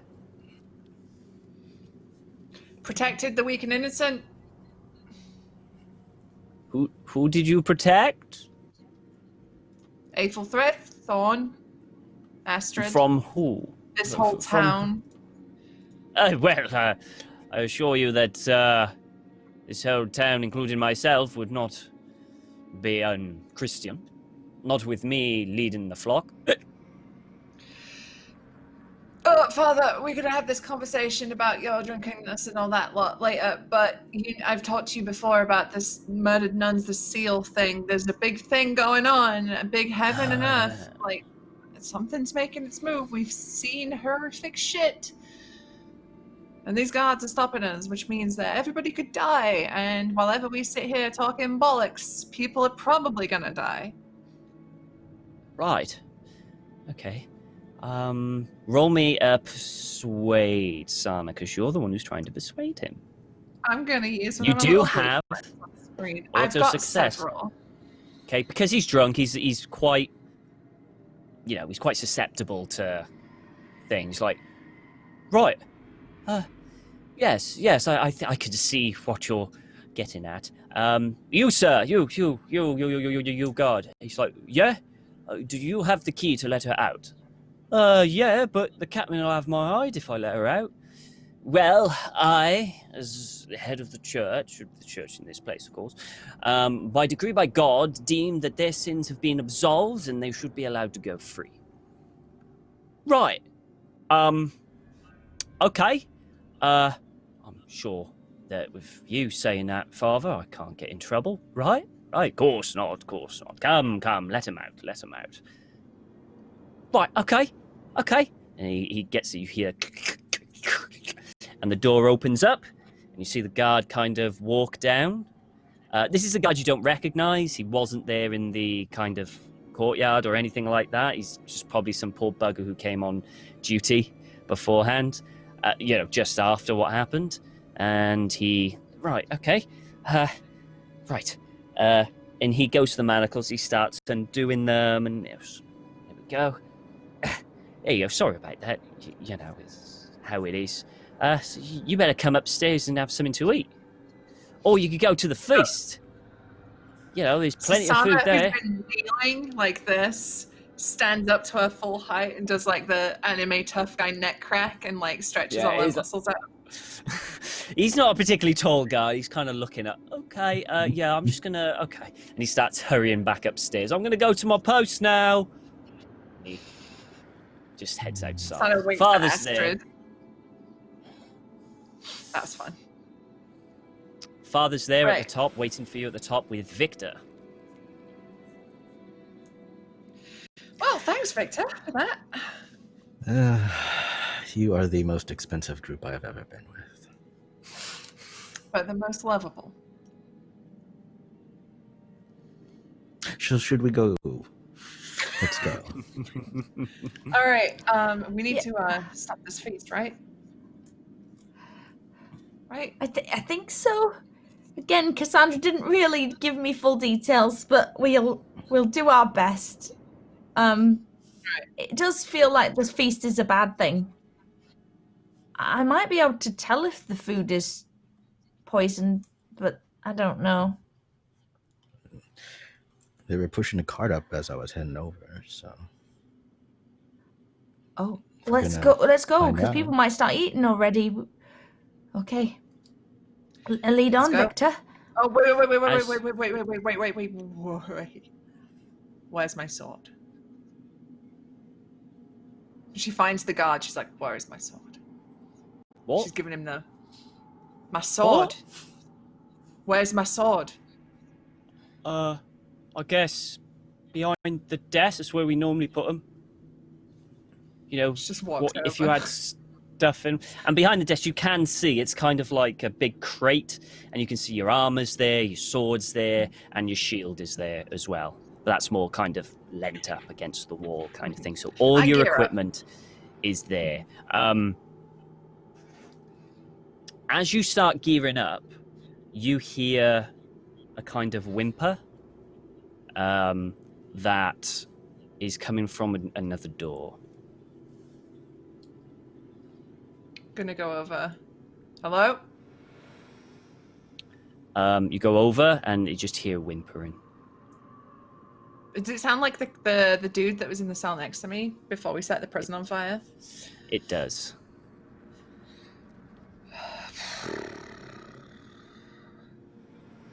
Sana's gonna call Astrid over. It's that guy again, Astrid. The one that was muttering all that stuff.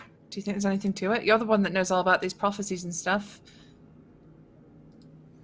Well, Cassandra often said that people who seem different or even mad are sometimes the ones that tell the most truths. Although also sometimes they are just mad, so it's hard to tell. But maybe they're mad because they know something and nobody believed them.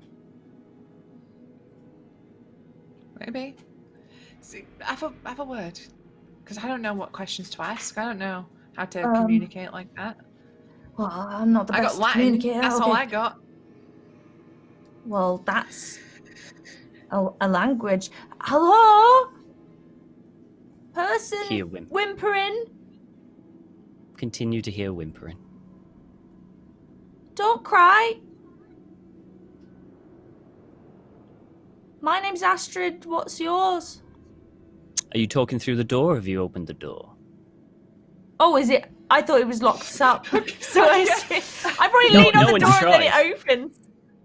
Yeah, no one's tried. Yeah, I'm gonna lean down to the thing and then the door starts to open. It's just like, oh, don't need to do. Yeah, so you hello? lean and it just like I just lean. Yeah, it's just like.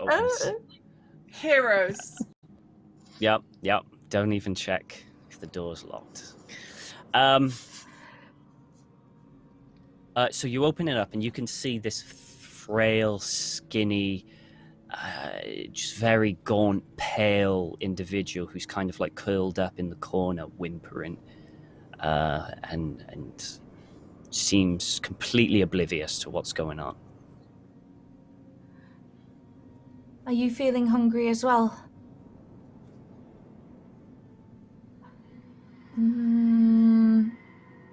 His head slightly turns, and you hear the words "hungry," and he shakes his head frantically, and he just goes back to whimpering. Wait. Hungry is bad because the food is bad? He turns and he's kind of staring at you, and he's kind of like trying to prevent, almost like he's trying to throw up, prevent something from coming up, and he opens his mouth, and it's almost like his tongue just comes out with black ichor that just pours and pours, and as the black ichor starts pouring, you hear a voice kind of echo from just basically the hole that is his mouth, and when a Christian town consumes itself, the seal shall break. And he Yeah, I think he wrote something about the seals. And you start seeing his black ichor just come from his eyes, and a bubble. You pops, are not well. And then his head just goes, explodes, and it just the body. You're just covered in this black goo. Ho! Okay, I so didn't do that from talking Astrid, to him. Sana, please roll a sanity. Victor, were you watching? Be honest. I was thinking watching them, yell through the door, then just open the door. I'd be like, Okay, so Astrid and Susanna. I failed, Okay. but I would like to buy back 1 point of luck and make that roll one more worse, so it would be a nice. Done. I will allow it. I will allow it. Okay. With that horrific sight, you lose 6 sanity points, which I believe is a minus. Is a what do they call it again? Minor sanity, or what's it called, Lindy? When you have temporary insanity. Okay, so just lasts your for, like, for a few rounds up to insanity, like Sana. This is good. Oh, this is rough. If you see the sight of blood, there is a chance you will freeze. Good. It's great. With my profession, nice. Yeah. But there is a chance that you can, I'm going to say with a constitution check, no, a power check, you can fight through that and continue. Okay? Okay. All right. That'll be your boon. That'll be your bane as well. Congratulations. Sick. Thanks, Bash. So, yeah. Okay. And that head exploding and stuff was a little event as well. I'm trying so hard to fit them all. I'm so sorry. Okay, so that's what happens there. Aethelfrith, you have the festival and they're laying out all the food before you. You know they're laying out all this food. What would you like to do? All right, so they're laying it out. They're setting up. Have they pulled it off the cart? Is all the food off the cart? Like how far into the setup are they? They're basically just about finished laying the table, and everyone is excited. Everyone's ready to chow down. How many tables of food are there? Just as a question. So they put a load of tables together, so they're quite long. Yeah. I would say there are probably about 5 tables long. Okay. There's a lot. It'll probably house at least 100 people. Cool. At a push.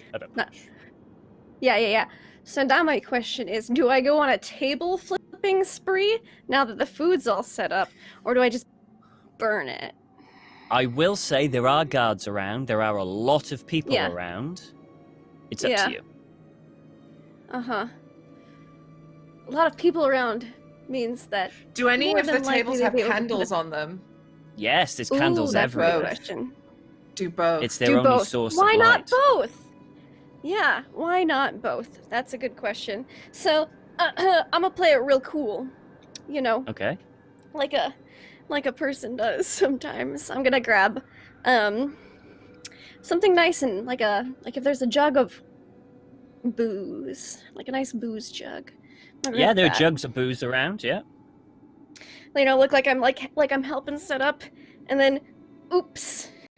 Spill it down the length of one of the tables and knock over a candle. Okay. So it's just okay. I'm not going to say it's a roll. That's easy enough to do. I mean, it's just knocking over the thing. Okay, so you knock over the thing and the candle, and it kind of catches flames, and the people are like, "Oh God! Quickly, get water! And oh no! And during the get water, quick! I'll go to the next table over and trip flip it. Trip flip it. Okay. Yeah. Okay, like so they're distracted. I'm like, just trip flip. They're distracted with the fire, the small little fire. You're going to have to do, because you're trip flipping, you're going to have to make a hard strength roll for me, please. Okay. All right. Let's see how this goes. Oh, it's not a hard one. Okay, so you head on over, and it's just the way you trip. You kind of... It's difficult because you haven't got purchase. That's are fine, too. I'll roll under the tables. Okay. Okay, so you and trip then over. from underneath the table, Okay, I'll flip it. All right. Yeah. So You kind of trip. You fall under the table. You're under the table. Someone looks down at you and go, "Are you all right?" And then you roll to see if you can lift it over. And I like go to stand up, and I want to like table onto the next table. All Just right. as much food destruction as possible. Okay. So I guess that's another strength check. Just Yep. Another strength check, please. to yeet tables. You just knock out the table onto the next table. I'll get up now. And with the combination of you trying to get up with your shoulder, you just and the table kind of, because they're not all connected, so there was like a number of tables in a long line. So that table kind of just flips up and goes on its side. And people go, "Whoa, what's going on? Whoa!" And, they're all kind of like, "Oh my goodness." What's and, guards have come over. And go, "What's going on here then?" They're going to do a spot hidden to see if they recognize you. Okay. Because you're quite recognizable. I am quite They don't. They do not. It's dark. They're concentrating on the thing. People come around you and go, "Are you okay? Are you all right?" Thank you. I think I'm just going to have a seat over here. And they're kind of like, they're around you. There's about 4 people around you trying to escort you to a seat. "It's okay. I'll get you some water. All right?" And some people are giggling. Yes. "Look like someone's had too much already." And kind of, letting and guiding you towards. All right, so that's 3 tables down. I got 2 to go. And the guards haven't recognized me yet. You've got one that was slightly on fire and one that was flipped over. Flipped over. Okay, yeah. So basically one complete. One. But the thing is, people are picking up the food you flipped over and they're putting it back to eat. Curses. This is the Middle Ages. All right. You don't waste food. Yeah, I was hoping the table had squished more of it, but that's fine. I mean, it's squished a fair amount, and a lot of the liquid, a lot of the kind of like the stews and stuff is gone. The bread's fine; they just brush it off and thing. The little bits of meats are fine. Maybe they won't eat the odd vegetable here and there, but I'm going to say a significant amount of the food has been ruined on that table, but not all of it. But as they sit you down, you can see people starting to get into the food. Can I look at some of this food at this table? Is it suspicious? Is there some suspicious food? It looks like food. You can taste a bit, smell a bit if you want, I suppose. I'm gonna smell it. I'm gonna pick up like a roll. I'm a bread expert, so I'll pick up a piece of bread and I'll... Okay. Roll me a spot hidden, because there isn't a smell. Okay. So I think spot hidden that you find something that's unusual. I'm a bread expert, Tom. Okay. You take a sniff, and of course you're a bread expert. I should have done baker roll, but we'll go with that. They're the same. I'm 1 point better at baking, so okay. They're both like 70 something. You take a sniff, and there's something. It smells like bread. Something off. Mm-hmm. But there's something odd about it. There's something, what you would say maybe extra, but you can't quite pin what it is. Maybe it's a spice. Maybe it's just how they make bread here. Because all you know is how to make bread in your village, and you're sure there's other ways of making bread. Best way to make bread. Different types of wheat, flour, and stuff like that. So it's a little different, but nothing that makes like alarm bells or anything like that. All right. Well, I'm gonna keep looking around to see. Are there nice? There's candles on the table. Yeah. There's more booze. I think she'll just pour herself another something to drink and just oops. Okay. Splash. Oh no. Okay, trying to set some more on fire. Yeah, look, the silly drunk girl's catching fire to all the food. How silly. Okay, so we'll leave you there with that. Wine. Yeah. I'm low-key food sabotaging, and I'm just gonna be here with it. Thorn, you've been basically walking, and he's shown you his favorite parts. He showed you a place on the hill that kind of overlooks the air, which was very beautiful, very nice. And even at that point, he kind of picked you a flower and gave it to you. Just in case, just something to remind. He's kind of creeped out when you do that voice. He kind of goes back, is a bit unusual, but he kind of ignores it. And you start walking down, and he's going to start heading towards the barracks. So you're walking down the hill, and another kind of like the guard that was next to him, that he was on duty with, called Bob. He comes forward. He's got like a glass of mead, and he's got a piece of meat in his hand, like kind of like some beef or pork or something like that. And he's taking bites and bites, and he's like, "Oh." I was like, oh, William. Oh, it's so good to see you. Hey, look, mate, you're missing the feast. And William's like, yeah, but, I've had better company. I slapped the food out of his hand.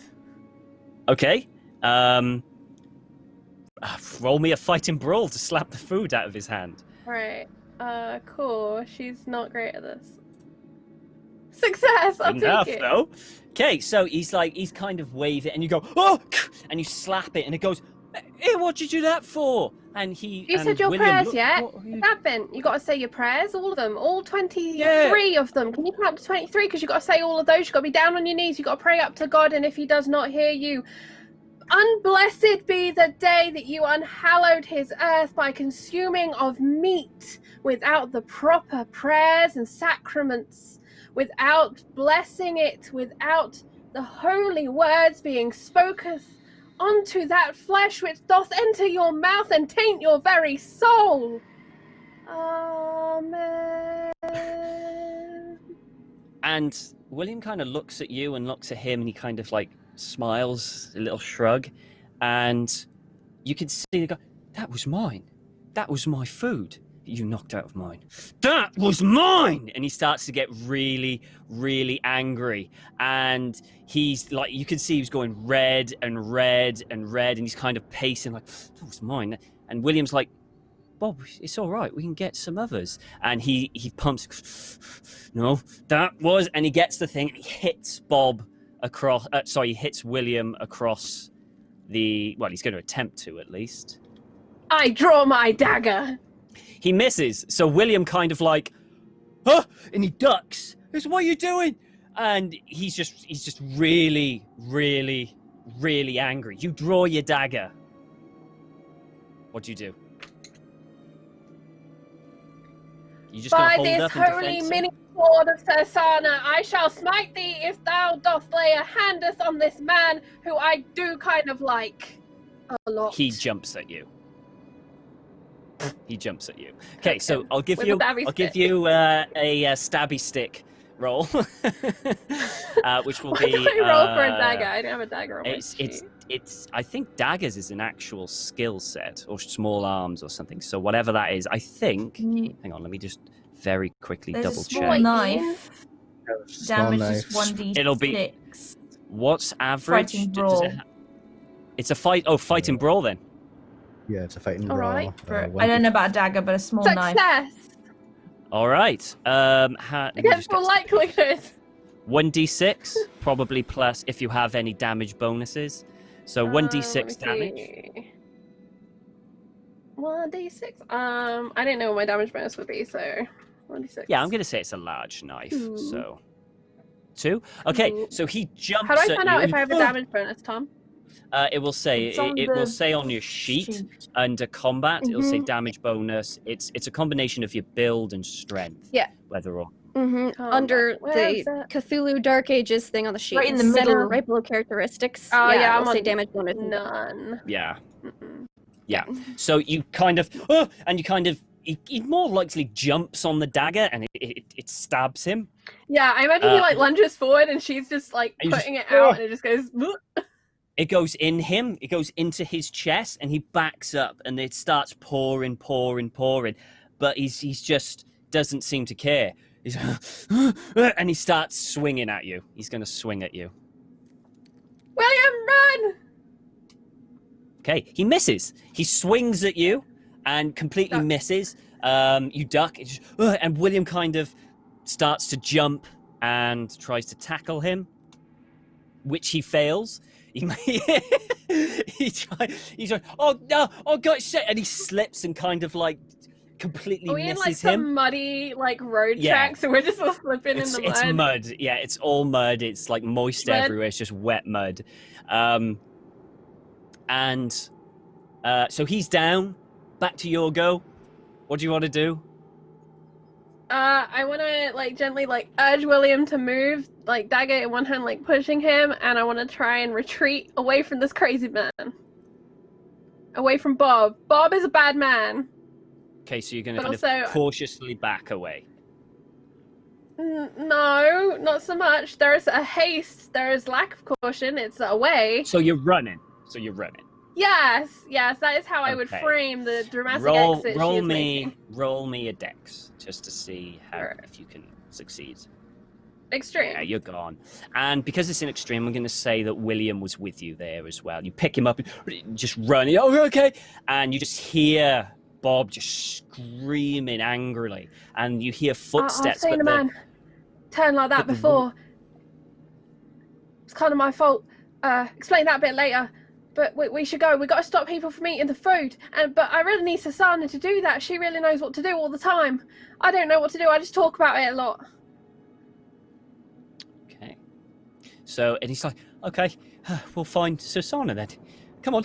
And they both quickly, and he's going to want to go to the barracks because he thinks Susanna's there, but you have to get through. The way to do it, the quickest way would be go through the festive, the market square and just go.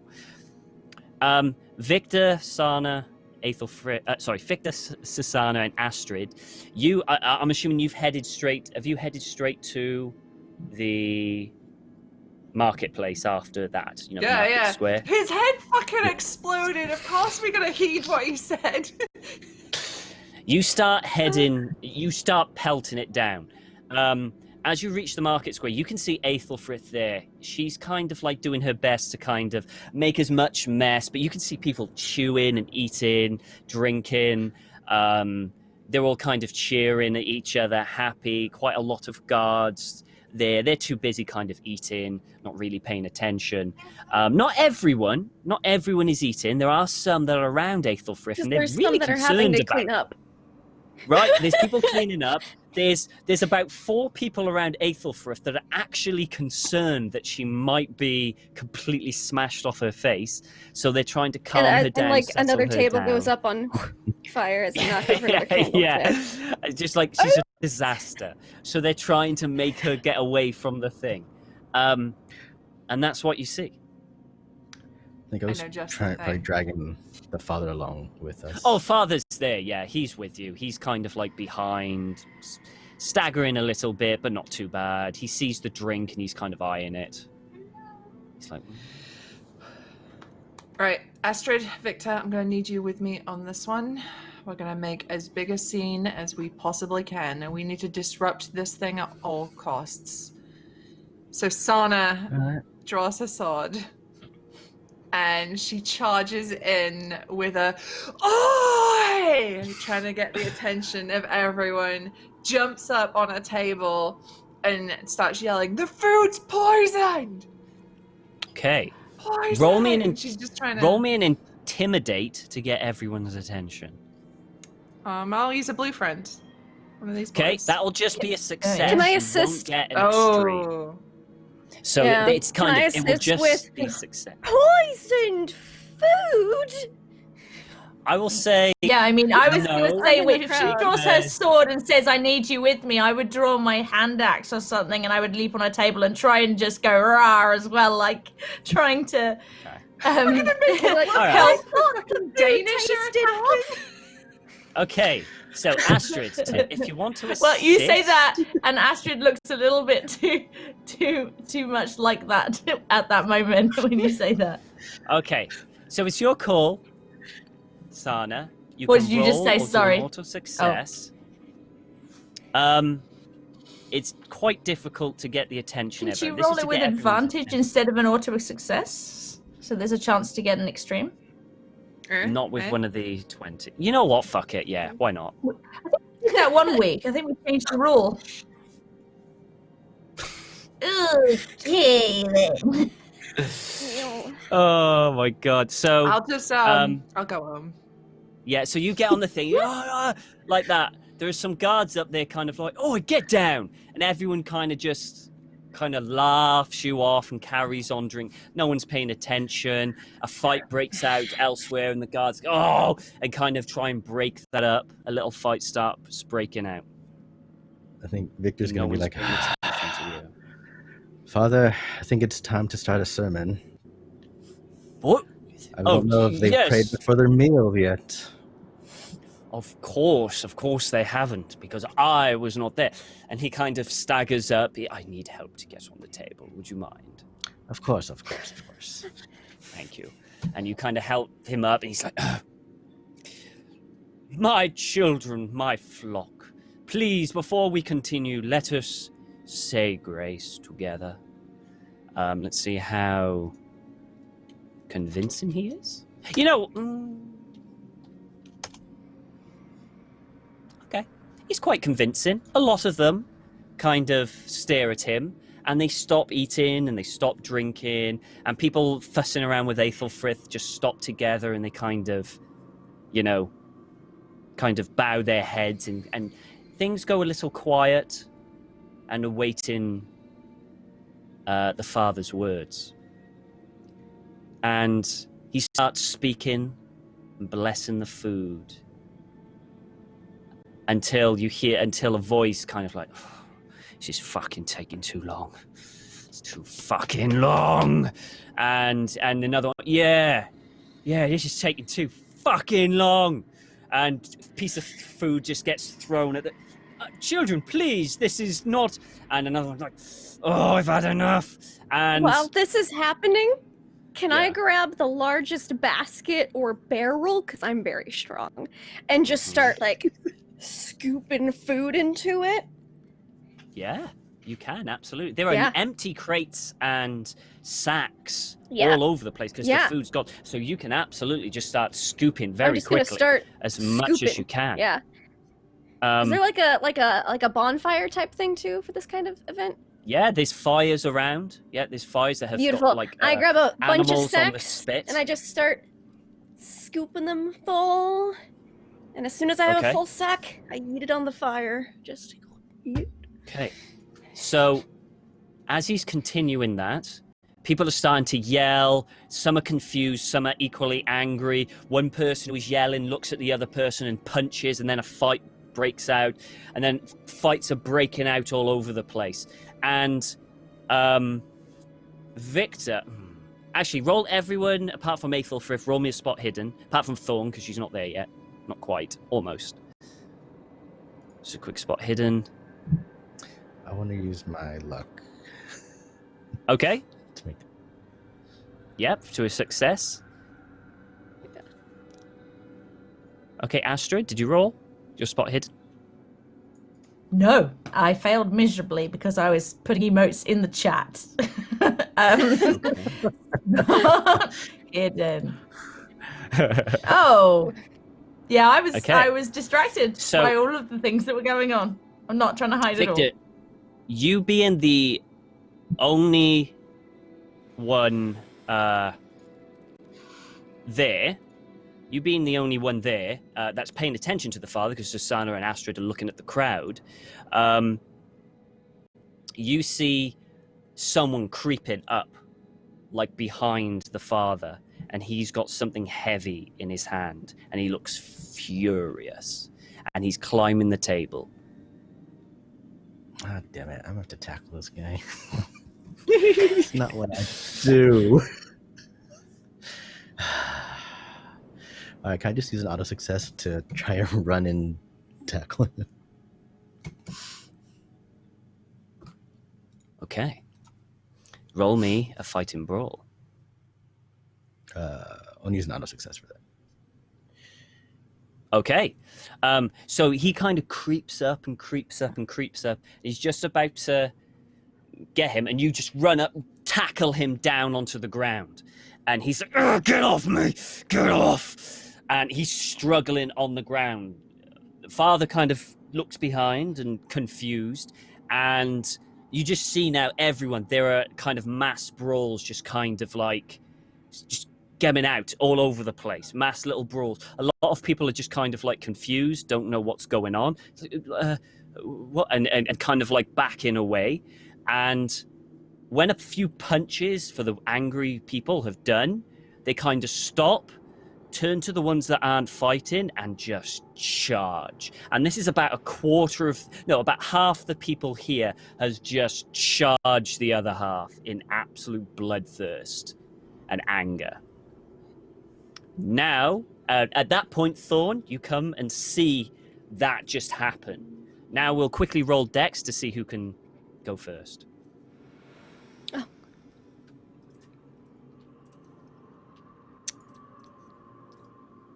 Ooh. Fight me.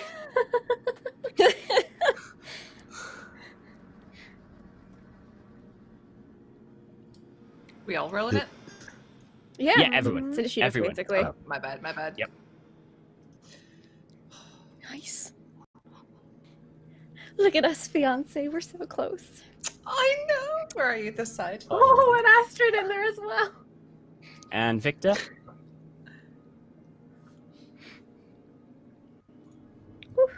Oh, I think we lost Wild. Okay, no problem. Oh, He's no. busy struggling with the guy on the ground. Okay, so Charlie is first, followed by Aethelfrith, followed by Astrid, followed by Susanna. William, I was who's gonna see reading. William? I was reading on the thing. Hoomst. This could seem really strange, but we really need to keep people from killing each other. You see, the last time people killed each other, something really bad happened. And I think that someone has tainted the food not to kill them all, but to make them kill each other. Because it's the act of violence that brings the blood out that does this thing. And I'm going to say this really loudly so lots of people can hear me. Please don't kill each other. It is Advent. Think of the baby. Think of that blessed son born unto God. And she'll begin doing the whole story of Jesus being born and getting it very wrong. Okay, roll me a persuade, I guess. Yes! I'll take it. Success! Okay, I will spend it a hard success if it'll make a difference, Tom. I would say that a fair few of people come around you. They're like, yeah, and they start to head away because, one, you're away from the carnage, and two, you're speaking sense to them. So they start slowly heading towards you, little by little, basically. A few of them hang out, but the fight continues on. Okay, who did I say was next? Balls. It's me. Aethelfrith, what would you like to do? I'm still confiscating all the food that I can. If there's no food to make people go crazy, we won't have any more crazy people. Okay. Or very angry, drugged people. All right. Roll me a dex to see how quickly you can do this. All right. Okay, fairly quickly. All right. So the remaining tables, you have successfully tipped over. Okay, remaining, you have successfully kind of got rid of them. Good. People aren't eating food anymore, so you assume that the ones that are under the influence, and now that's going to be it. It's still half of them. It's still a lot of people. Over 50 but it's people, not probably. more. Yeah. But it's not more. And there definitely seems to be kind of like a divide now between in the kind of thing that all the angry ones are pushing into the ones that aren't affected, and they're backing away. They're trying to, guards are in the middle trying to calm things down. They don't know what the hell is going on. And I'll pull out me rolling pin. Okay, you pull out That's the what rolling I'll do pin. with the last Ready. bit of... I eat food and I pull out the rolling pin. All right. Astrid, it's your go.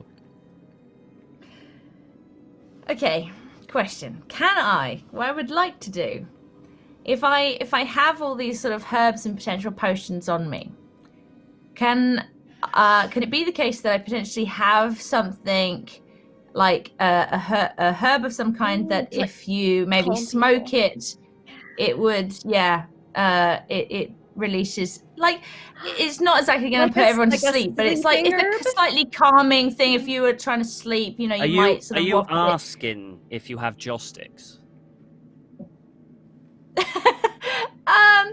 Probably something slightly different from that, but something that maybe has an Okay. actual slightly meditative. I can't think of the term, but yeah, slightly sedative properties that may calm Okay. people if they are panicked. Roll That me maybe you would a use when someone's giving nature. birth and something. Are you Roll gonna, me like, in burn nature. a bunch of lavender? Is that what's about to happen? Lavender's very Maybe. nice if you get It's a like, smell. yeah, you go. Puts you to sleep. Natural world. That's the one, isn't it? Yes, please. Can I No, use one of you these? don't. I have like 3 of them. Okay. I will allow you to do. Yeah. So you can use one of those.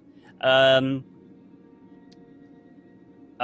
mean, like, no, obviously, if you don't think I have something like that, yeah. You don't have something that will calm people down, but you do have something that if you throw into the fire will kick up a boatload of smoke and might temporarily make them cough and enough maybe to make a scream for you to move away. Whisper. That's pretty much what you got. I'll take it. Okay. All right. Smoke bomb. So you do that, and it takes a bit to burn. So it's kind of like it's kind of like a little pouch of herbs, and it takes a bit to burn, but you can see the smoke starting to billow up and billow up. Next turn, it'll be I probably quite thick. actually throw it dramatically and then bend down and start going. Yeah. Just to make it go quicker. All right, cool. Yeah. Susanna, I think, will be next. Okay, I see Aethelthryth. I pull out the rolling pin. I say, "That's my future wife," and then I tally ho into the Angie boys, and I try and protect the non-Angie boys. Okay. I do have a question, however. There has been some fist fighting and some violence. Is there blood? Oh, yes, there is blood. So roll me a Constitution, please. Come on, Sana. She fails. You freeze. You go back to what you saw, and you are frozen to the spot. You don't know what to do. So you can't move. You're trying to will yourself, but you just can't. I think for the extra dramatic moment, she stood there with the shield and the sword, and her hand just drops the sword. Yeah. And she's just... Yeah. Okay. Eyes wide. Victor, you are in a struggle with this guy who's raging at this moment. What would you like to do? I would probably... Yeah, I'm going to panic fight. I'll try to draw my knife and try to stab him in the Gut him? All right. Yes. Roll me a fighting brawl knife if you have anything like... I don't think I can get the big one out as quickly as I'm not to, but... Oh. That's 1 point away from a success. And you can use a luck. Yeah? Yeah, I'll look. use my luck. Okay. So you successfully stab the person. I think it says you deal 3 damage there. I think it does it automatically, which is pretty cool. So you successfully deal 3 damage. You stab him. He and kind of he just stops breathing. He just gargles on the blood and just stops. This is like, Father, try to use the divine radiance of God. Show them the relic. Make them pray. Okay. Let's see what he does. He is panicking. He is panicking, scared. He has jumped down from the table and he is trying to run. He's done. He's not listening whatsoever. But, Victor, fortunately for you, your little boon, you notice your artifact on the floor that was dropped out of his pocket. Thank you. I'll pick it up.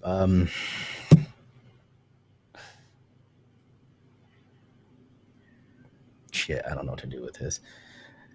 I guess I'll just go up to where he was and just do the same thing what like what Sursana said to do in the beginning, and just yell, "Oi!" holding the relic.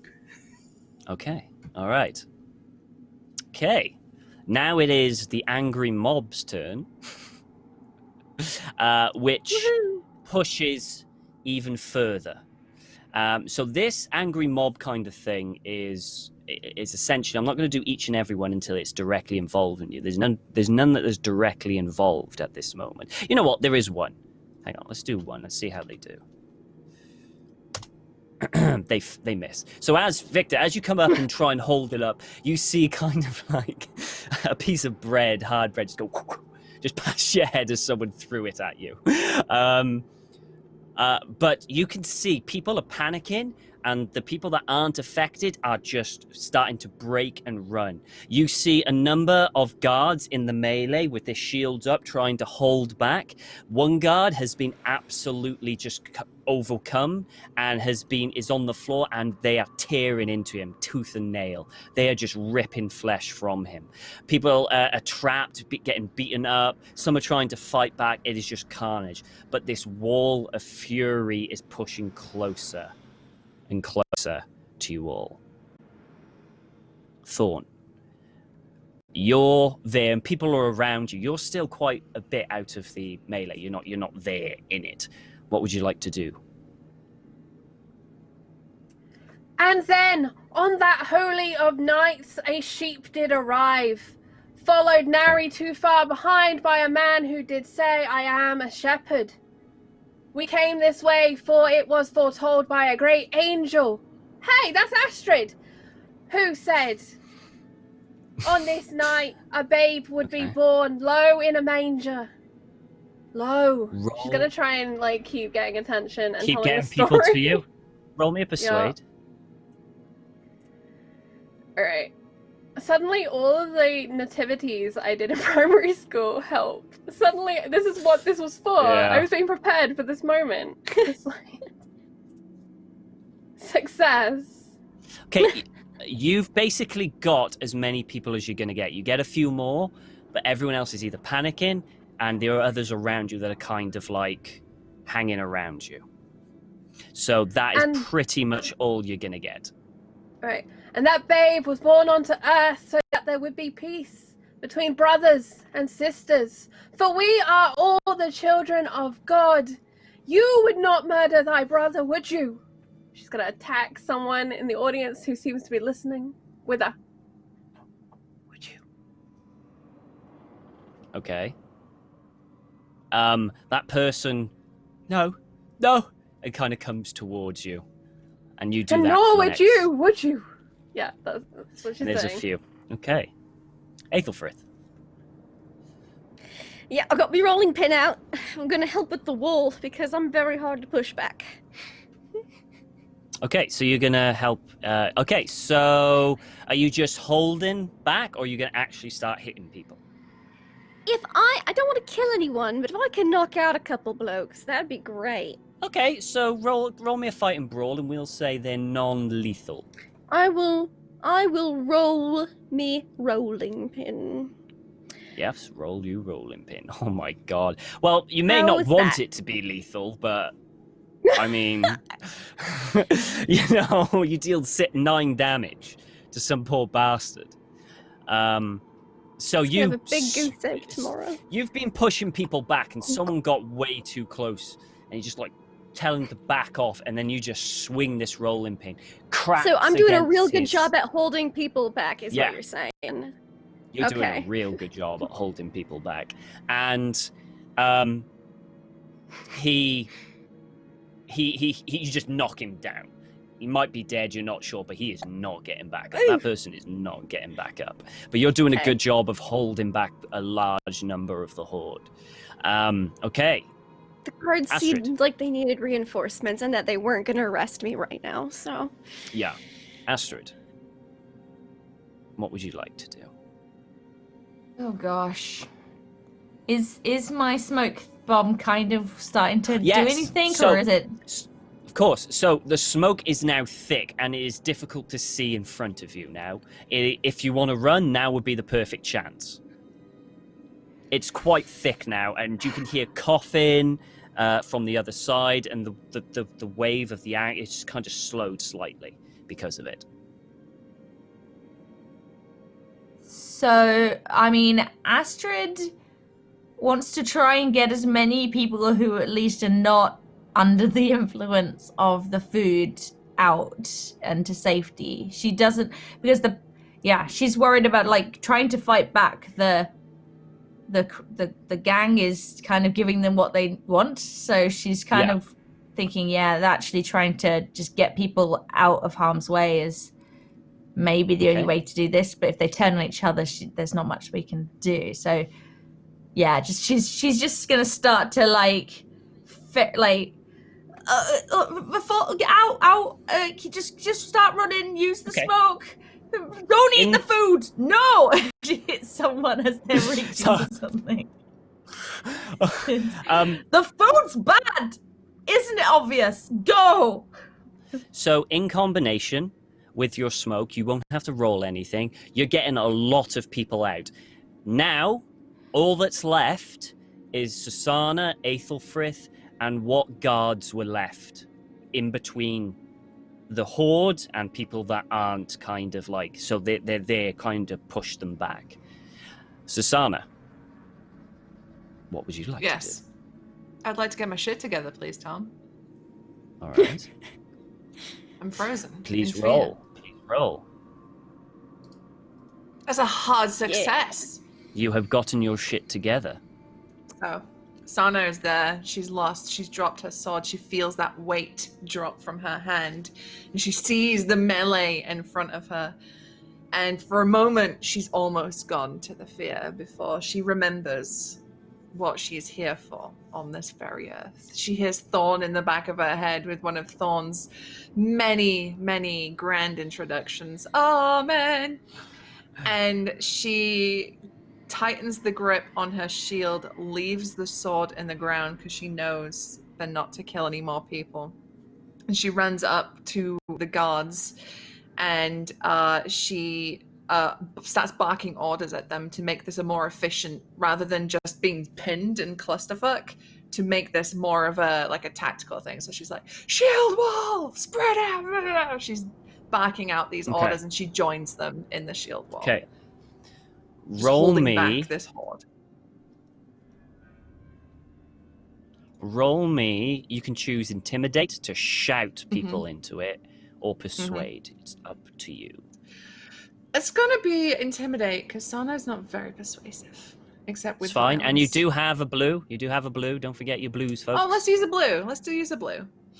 Okay, you have a blue. So you kind of like you get your shit together and you shout shield wall, and some guards looking for leadership essentially because they kind of look at you and they start coming together.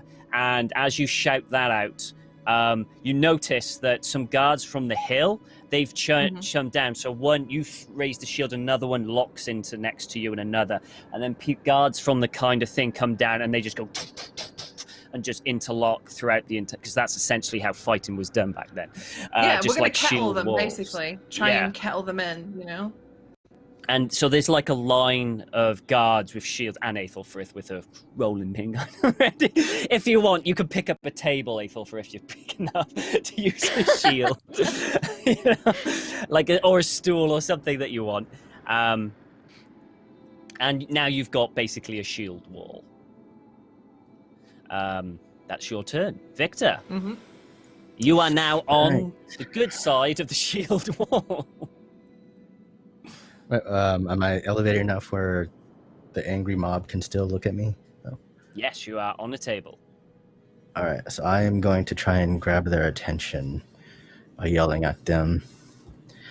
Okay. So it's gonna be like, hey, you angry fucks. I was supposed to make a shit ton of money here with this shitty little town. You even took 2 days off the goddamn festival.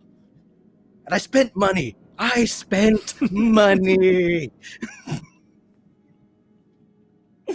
Okay. Roll me an intimidate. Can I argue that's goading them and a charm? Since they're all angry. Why not? Why the fuck not? It's the last episode. Why not? Go for it. Go for it. Oh, what the? Oh, come on! No one seems to care Lose. that you spent money. You shout and shout. It doesn't. It is probably better for yourself just to get off your chest, to be honest. You feel better. But it doesn't seem to affect what, they're doing, essentially, unfortunately for you. Is there anything else you would like to do? Since I'm in a fit of rage, I don't want to do this, but I'd probably throw my relic into the angry mob. You can do that if you want. Throw the relic if you want to. Yeah, I'm gonna do that. Okay. Roll me a throw to see how far it gets. If it's Use good the enough, there might be interesting thing. How good's your I'll risk throw? it. It's not. Let's see, what is that? It's 24. I guess I can use 24 to make that a hard. You want to make it a hard? Yeah? Yeah, let's make that a hard. So you throw it, and it lands. As it lands in the crowd, and it kind of like goes into someone's eye and takes them out, and and goes down onto the floor and takes one out. And with that, it's distracted a number of the people to start just beating and wailing on that person. So the horde has eased up again slightly. I think is everyone gone? Yeah, I think everyone's gone. Okay, so it is horde turn. Now, combination with everything that has happened, and for the thing of time, the horde is not as strong, but starts pushing against the shield wall.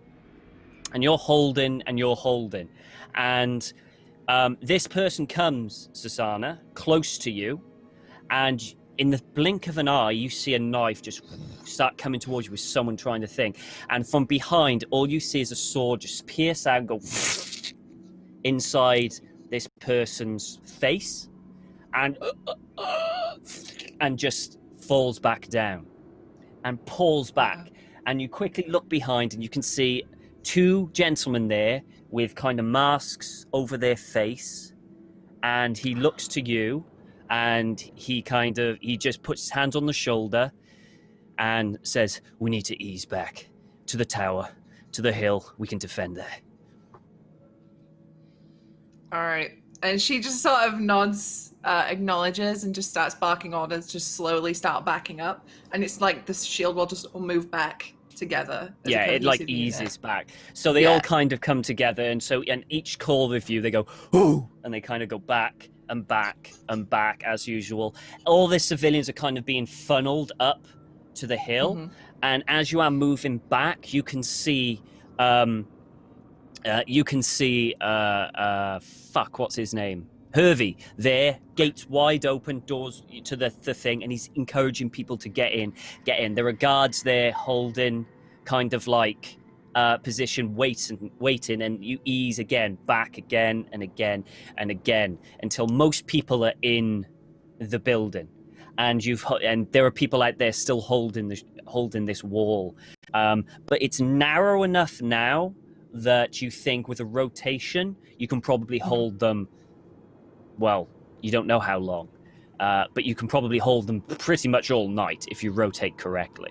And everyone is in the house, and Hervey is there, and he's tending to everyone. And beside him, and two guards next to him, you can see what seems to be what you would say someone about 13 years old. He's got kind of longish brown hair, youthful eyes, youthful green eyes.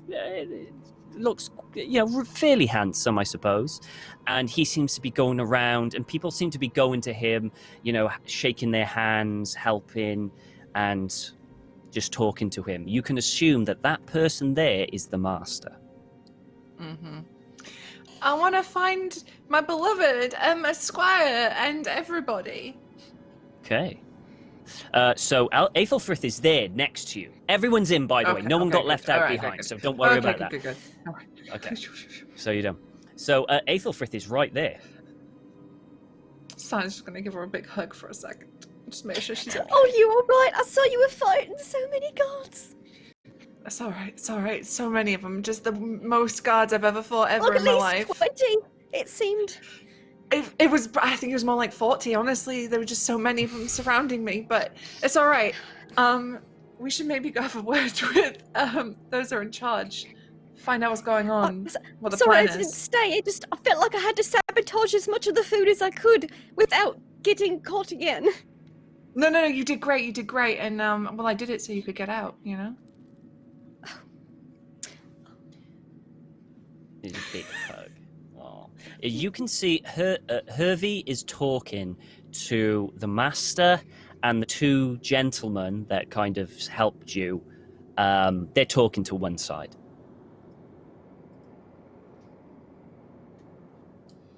That everyone can see that if you know. Let's go. Suspicious. Let's go introduce ourselves to the master, huh? Mm-hmm. Squire-thorn, if you wouldn't mind taking the lead. And then what did happen on that holy day? Where did everybody go?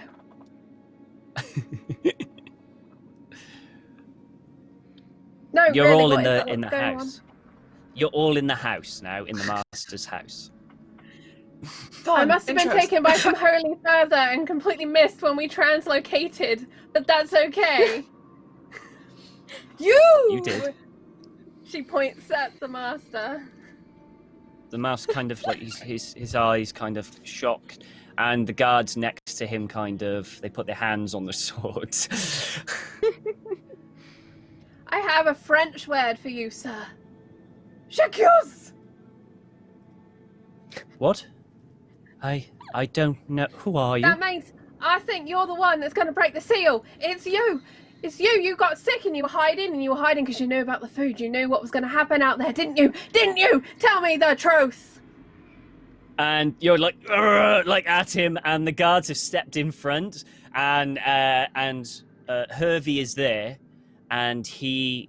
You as well. I'm gonna keep a close eye on Hervey. He looks, and he looks as slimy and as as ever. Yeah, that guy's got an evil of, name. It's him. He kind of settles down and he looks towards the two companions that helped Susanna. You misunderstand. The master was not in isolation because of the food. He was in isolation because Captain Forwin told us that there was a chance that someone could take his life. So naturally, we decided to isolate the master and... Tell me all of his lies, Tom. Okay. And to ensure his safety during this time of Advent until the good captain would say it was clear for him to relieve. Unfortunately, the captain himself has disappeared. We do not know where. And he says that. And Aethelfrith, you think he is completely honest. You think, yeah, he's with what he says, you believe him. That is the reason why the master has been kept behind, because there was a fear that his life was in danger, and under Captain Forwin's advisal, that he be kept under safety by the majority of the guards. The person next to you with the mask kind of steps forward. It is under our assumption that Forwin said that to ensure that most of the guards are protecting this building, not the rest of the town. So when what happened, there wouldn't be enough guards to stop it. That is what we think. Quite a logical thing. Makes sense. I'm fairly certain he poisoned all the food to make that happen because he was the one pulling it out of the storage house and into that wagon. He was very specific about what food he brought out. But and only the people who ate food got all angry. But he did not take into account the might, the prowess, the skill, the unending vigor of that great knight, Sir Sada. They all look at Sana. Yes, quite. And the one with a younger voice steps forward, the companion. Yes, we believe that the ritual at the convent was there to, how should we say? We believe the food was already tainted before it even got here. He was just here to ensure that it got delivered. Delivered, yes. That is what we believe. Wait, hang on. How do you know about all of this? The ritual. They kind of look and at her, her and the seals. And he kind of they take off their masks, and it's it is Gwaine and Tristan that were at the convent in that little kind of thing that beforehand. We know more than we know a lot more than you. And they look That's really at handy, and they. because we have been looking for answers. I think you're going to need to come with us and see someone. All right. And you can still hear the roars outside, the people trying to bash their way in. So, before we do that, we have to deal with that mess. Now, Thorn, roll me... You got an alchemy kind of thing, right? Roll me an alchemy Yeah, thing. I do. Yeah, I do. Potion making. Hard success. You know, with potion making, that you guessed correctly that essentially what had happened, this entire food was spiked with whatever you used, the rage. It will wear off. This might be a potent one, but you guess maybe if they can hold until morning, you could see whether or not it's worn off by then, and you can save a lot of lives. You can stay quiet if you wish, and let the thing come up with a plan, but you know that. It is up to you what you do with that information.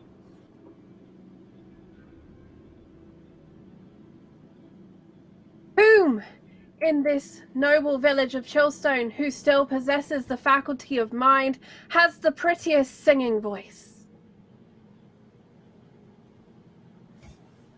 And they all look at you confused, like, what? When the lion doth roar at the lamb, the chorus of angels cried out and did bring peace unto the land. If someone would only sing Silent Night unto the masses, so their anger would eventually abate. Okay, we've got a plan to do, and he puts the masks on, and he draws his sword. Right, we've got the rest of the town to cull. Sasana, I know it is not. You shouldn't kill them. That's what they want to make the ritual succeed. Yeah. The ritual to succeed was to kill the entire town. We have half of the town here, so the ritual will not complete, and the seal will still seal. Eventually they'll but they get are tired and stop. We don't know that. I mean, stab everyone him. gets tired eventually. Find out. You what? You what? I stab him. Okay, roll a fighting brawl. Hang on. Thorn's surname isn't Skinner, is it? Right. Fucking see. Fucking hell. Fighting brawl. He sounds like a bad man to me. He must be stopped. You Fail. fail. So you try to hang on, stab what him. I will spend the... How many points of luck that is? 11 points of luck to make that a success to stab this guy. Okay. All right. No problem. Oh boy. Okay. So you try and go for him to stab him, and he just grabs hold of your hand, pulls up his sword, and puts it straight to your neck. And he goes, "What the hell do you think you're doing?" Whoa! And he's got his sword right up against her neck.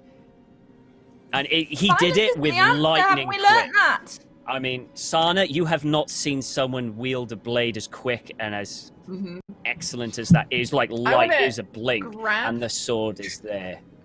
I want to grab the back of Thorn's like little dress. Is she still wearing that? She's still wearing the dress. I don't know where she hid that dagger. She's gonna Probably grab, down there expecting somewhere. Gamberson, seeing Yeah. dress. Not gonna question it for now. Hold her up and back. Asana's just that strong, and she's gonna say, "She's sorry." She No, didn't I'm mean not. I'm Thorn, stopping shut a up. mass murderer. That is Thorn, my shut holy up. duty as a holy squire unto Sultana. No, everybody just needs to calm down. Everybody, calm down. We have some business to attend to. Master, you owe me 50 gold, a cart, 5 bags of spices, 4 rolls of linen. I think Omar died, so I can probably wash away that bet. But yes, we need to resolve that immediately, and I would like it in writing. He's like, he looks at Hervey, and Hervey, he kind of sighs. We can go to the next room and talk about damages to your thing with such in private, if you wish. Yes, that's... Very well. And he kind of shows the way, and the master goes with him with 2 guards and leads you to the next room. While they head off, the guard kind of lowers the sword to Thorn. Fine, but we gotta do what needs to be done. And he looks at Sana. Yes. Well, look, if they're not, I don't think violence is the answer. Violence is the thing that caused all of this. People killing each other is what breaks the seals. Give it till morning at least. See if they change. See if maybe they'll calm down. No one can stay angry that long. I've tried and it doesn't last. You just give up. But we can rotate the guard. I'll stay up all night if needs be. Just I will for the sake too. of trying to Okay. save some lives. Astrid, roll me a Well, there's lavender. persuasion, and you're gonna have advantage because you got Susanna. I And would like to everything say with thank you to Spooky Jordan, as we know him, for that bane, because that's what we my need God, in this moment. All right. No. Okay. You do have Okay. blues. That's the way. You do have Oh, little blue man. friends, Astrid. So I much. I've got loads actually. Yeah. And we're So almost can done. I? So. Am I all right yeah. to roll with advantage, and then if it doesn't work, I can still potentially do that, or do I have to choose I mean, before I roll? normally we would say choose before. Yeah. So you can risk the advantage or just choose to succeed. But you don't know what you need to succeed. I feel like these have been gifted to us for a reason, and we should use them. So I want to use one of those. Yeah. Okay. I will actually say, if you want to do degrees of success, you can spend 2 to get a hard success and 3 for an extreme success. Because we need to get rid of them. We're running out of time. I will spend all 3 of them because I really want to like persuade them not to murder anybody else. No one else should die tonight. Unless it's self-defense, and currently we do not need to. He hesitates slightly, looks at the younger one, and he kind of gives him a face of, it's your call. And he puts his sword away. Fine. We'll leave it until morning. And if they are still what they possessed out there, then we will have to cull them. Yeah, all right. If they can't be helped, but I'll gather some herbs, and maybe we can try calming them with some lavender and other things. And thank you. He nods. I look at the others in surprise that I managed to talk to somebody and make them change their mind. He nods and kind of heads to one side, and him and the other knight are just talking at this moment. You may ask him any questions you want. What would you all like to do at this present moment? I must set say, Thorn back Susanna, down. bourgeoisie conspiracy. Bourgeoisie conspiracy. You know I'm the bourgeoisie, right? I'm a noble. No, you're not. We slept in a hedge that time, remember? Yeah, I was born rich. But you ain't rich now. That means you don't count no more. Hey, I'm rich and where it counts. In friends. Right. But not to them. No, that's true. Look, they seem to know what's going on. And I know you've got this weird thing about authority, but we need to maybe just hear him They want out. to murder a bunch of people, Sasana. I know that. Killing one to save many is a holy and blessed duty. Mm-hmm. Yeah, which is what That they want to was my do. entire Kill the point. few to save the many. No, they want to kill the many. More than one is many. That is technically true, but there are more not corrupted townsfolk than there are corrupted townsfolk. So technically they would be killing the few to save the many. But we're going to give them till morning. Because Astrid is wise and an angel, as proven Astrid today is with her wise and an merciful angel. words that did turn the hearts and mind of weak and bitter men. Oh, Thorny, you've been eating sugar. Who, by my reckoning, Don't have eat but small anything. things by comparison to those in Lady Alice's bag of tricks. All right, good sirs. I am so sorry about We my need to go squire. find Lady Alice. She's hopped up on something today. Where exactly did you come from? How do you know about all of this? I imagine we're walking and talking, like in the West Wing at this point. Yeah. The West Wing is just just We're gonna walk constant and talk. war. Yeah. We are here to. We're an organization that seeks to prevent the seals from being broken.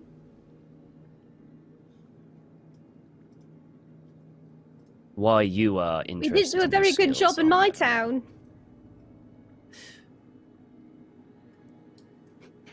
It is not easy. We don't know the location of the seals, and we don't know. We don't know where they are or what causes them to break. It is a difficult task, but one we have taken on. Oh, I'm not the only one who finds it difficult to actually know how to stop it, then. That's good to know. No, it is incredibly difficult. And he peers at Astrid for a little bit, and kind of, particularly the older one, Gawain, and he looks at you, and he kind of pauses and looks you up and down, and he's like, "Do you know Cassandra?" Yeah, she raised me. Are you a raven? No. Oh. Just one. And he kind of wondered if you eyes could- you, and he kind of, "Be careful of the pagan magic," and turns back to Sasana. Yes, that's what we do. Mm. We were all in the village of Parish when that seal broke. I see. We were told to keep an eye on all of you to see what your intentions were. It seems quite clear to us that you are trying to prevent such things from happening. Mm-hmm. Which is why we decided to reveal ourselves. Although I wish we Glad. were here sooner. Honestly, same. I almost died. It'd have been way easier had you come here earlier. Yeah, you should have gone to the convent thing. There was apparently a big sign on the wall that said exactly where to go, so that's why we got here. We saw it. It's led us here. Oh, there you go. Well, maybe if you hadn't got hungover in Paris, you would have been able to read the sign a bit quicker and been here on time, but you know. Night problems, I guess. And he kind of looks at Thorn and... Thorn... sorry, he doesn't know your name. Take my name out of your mouth, sir. Ah! And who are you? To My judge name, what we do. sir, is Thorn. And I was born in a little village, much like this one, where unto the bad times did fall, and I was but the lone survivor. For I have seen great evil, and I have known the devil's touch and his whisper, and I have fought back, and found my destiny on that holy road, where Sasana did pass me. Sasana at that time did have a horse, and it was a noble steed. After that, we had another noble steed. Her name was Bessie, and she had a great bell.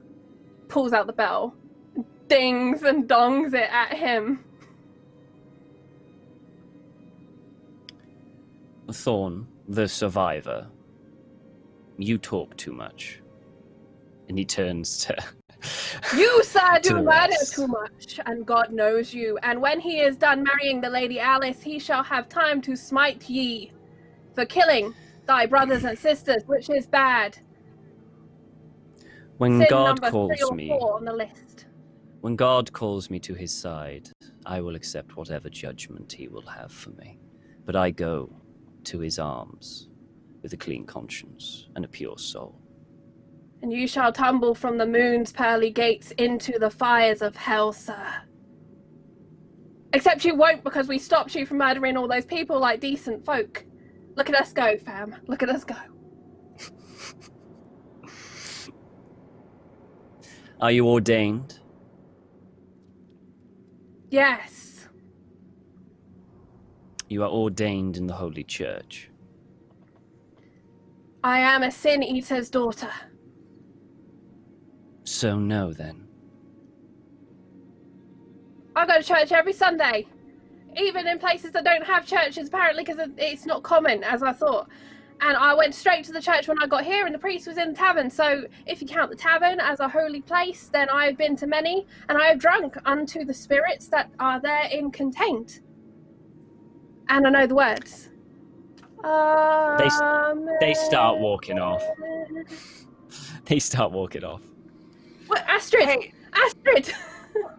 Yeah. My lords, if I could catch up with you later, I'm just going to deal with this, and we'll talk properly. They nod and carry on. They go into the front door, well, where they're holding off the thing. Massage my temples like I have a migraine. Astrid, I just realised I haven't seen you since we were in jail together that one time because I was in isolation and you were in the other room. Yeah, you got Did away. you I ever- didn't get away. I tried to run, but I saw you made it all the way to the bush. It was very impressive. You should have zigged, but you zagged, and that's all right. But anyway, did you ever hear back from your friend? Because I'm worried that when we find the Lady Alice shortly, because that's our job, we're not going to have a groom for her. Remember, we were going to go with the alternative groom plan. to be honest, it's all been a little bit of a busy day, and I haven't tried. I could try now. All right, I could go. you try. I'm going to send Rambo up to the church to see if he can squeak and squack and see if he can get God to show up, because I don't think I want to explain to Alice that she's not getting married. What?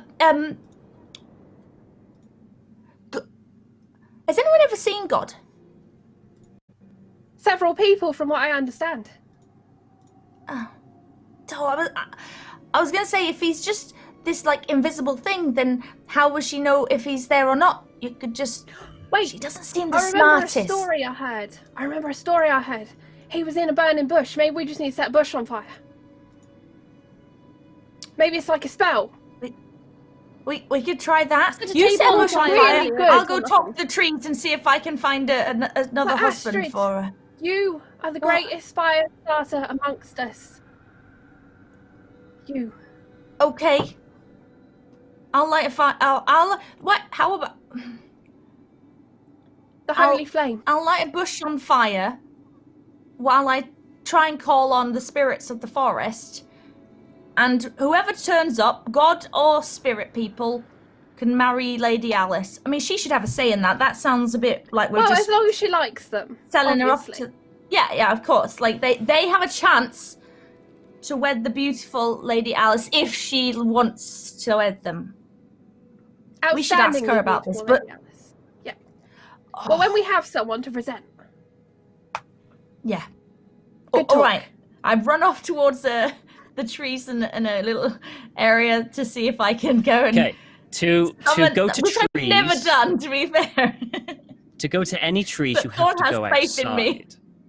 To go to any trees, you Okay. have to go outside. And to go outside, you will be going into the horde that are currently out there after blood. You can still do it if you want to, but I will think. Do we have to do this tonight? Because I don't think Lady Alice wants to marry anyone while that rabble is outside. Maybe we can do this when everything's calmed down a little and it's not. I don't have to. I gotta go to find a glade or something and. You always find a way to postpone. I'll remember this. He never says anything back. I noticed that, but maybe it's because, he's saving up for that sassy zinger, and then when it comes to him, it's just too late. It's just too late. I mean, I suppose if he's on the moon, he's got to shout really loudly. You're right. There hasn't been a storm in a while. No. Okay. All right. Would anyone else like to do anything?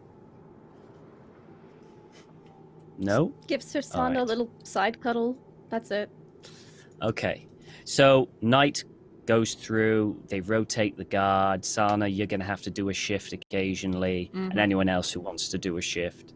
But morning comes, and the majority of them have essentially basically passed out or calmed down. The effects of what happened has kind of worn off. There are still a few that are still raging, and they restrain them as much as they can, but the mourning continues, and they just don't. So at the end of the day, they just kill them because they don't seem to be coming down.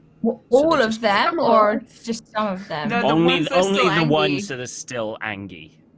Okay. They didn't even Only give the us ones a that are chance to still try and make a angry. potion in the morning. That's it. Those names are going down on a list that Thorn cannot write, but she will remember. Victor, you get reimbursed everything that you asked for. Because when you see your car, it is trashed. Completely and totally trashed. Unfortunately. But as you go through the marketplace, you do find your artifact that was in the eye of that person. And you can pick it up and put it around your neck once again. After a wash. It's not a total loss, at least.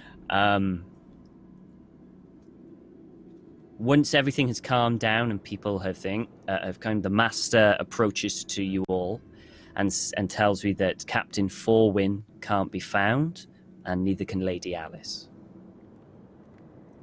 They can't be found. He kidnapped Lady Alice! We gotta go!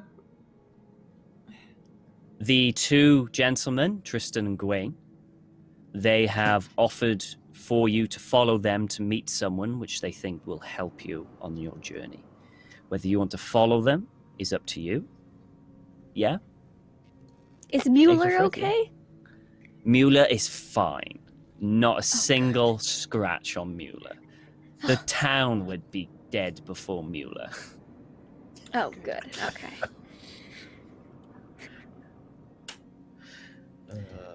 It is down to you what you wish to do.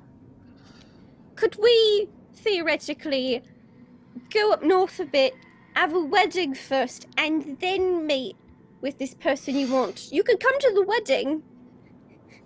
The father's there, and he's like, I will wed you right here, right now, if you wish. Look over at Sana. It's not exactly what we'd planned, but do you want to do it? I mean, we could always have like a vow renewal and meet your family later. That sounds great and not all too close to Susie's actual real-life wedding. Yes, let's do it. It's too fucking real. Too fucking real. I mean, it even had the town of psychopaths going nuts and everything. I know, can you believe it? Oh. Fucking... Bloody hell. Oh, well, if we're going to do it now, Aethelfrith, I had this for you. Was it in my pocket? Was the red ring that Aethelfrith? Oh, thank you. I'll give him some money. Oh, you do have money.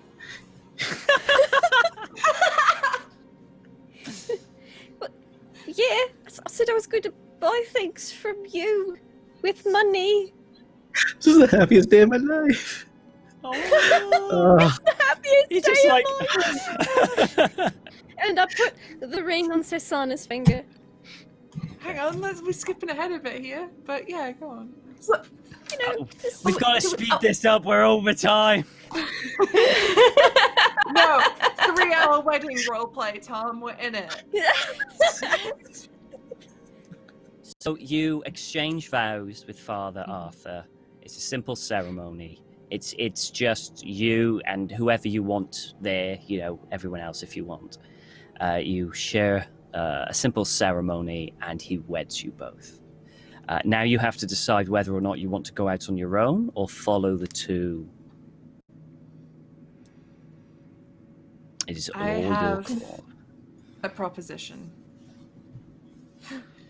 I propose that Astrid and Thorn, and Sana is gonna take off her knife belt, which has her sword on it, and present it to Thorn, who has become a knight in her own right.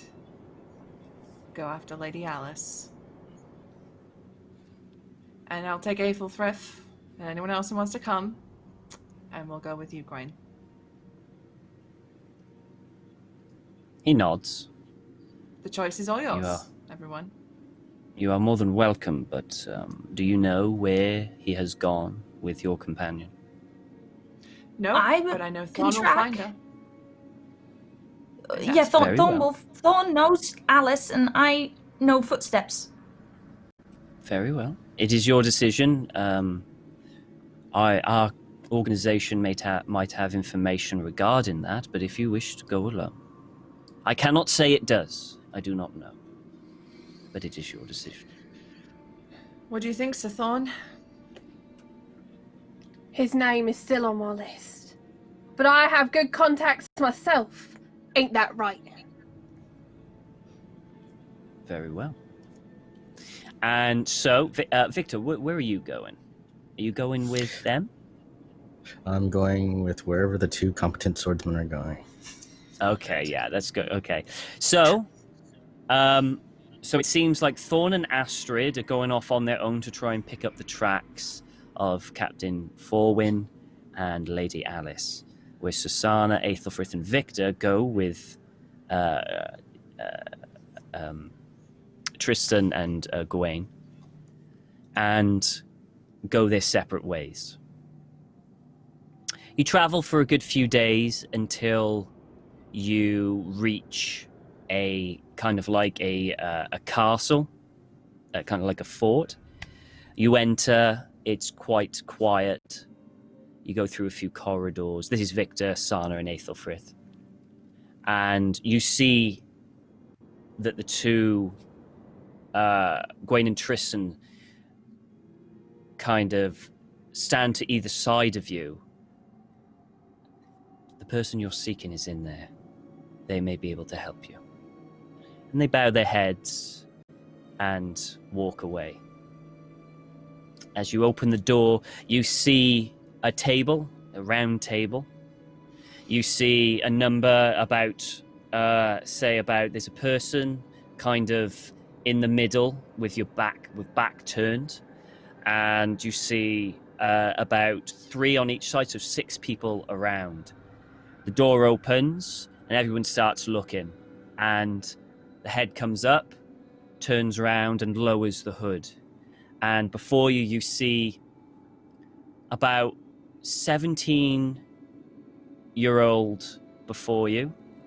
Long, dark hair, youthful face, a young woman.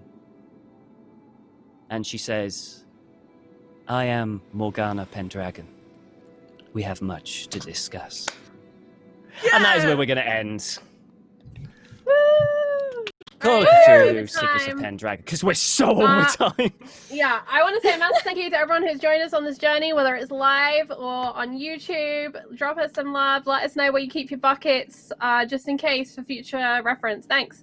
I want to go around, say hello and goodbye to everybody. And let's begin with Wild Engineer. Victor, I loved the moment where he was yelling at everyone because he'd spent money and had such a shit time. Wild, what was your favorite moment of the season? Oh, gosh. can't decide if it's going into the woods or the baking scene. Everything, just watching this group show me just how incompetent they seemed when we met up. But honestly, it was great playing with all of y'all. It's so many laughs, so much fun. Thank you all for bringing me in. Thank you. And where can we find you on the internet? Right, at Wild Engineer on Twitter. That's where you can find me for anything else I'm doing later on. Right now, Wednesdays on Open for Adventure. I am in a Dungeons and Dragons Uncaged campaign. So yeah, you can catch me there. Awesome. Please do go and check that out. And let's drop on down to the newly married Mrs. Sasana Aethelfrith. Yes, this was so much fun. Favorite moments of the campaign. I just love everyone's characters. I also loved the rivalry between Thorn and Astrid that was really one-sided, that has blossomed into a beautiful friendship. That's one of my favorite moments. You can find me online at LaughLoveLindy, Twitch, Twitter, YouTube, etc. And on LFM_network right now, where I'm going to be GMing some Call of Cthulhu, Pulp Cthulhu.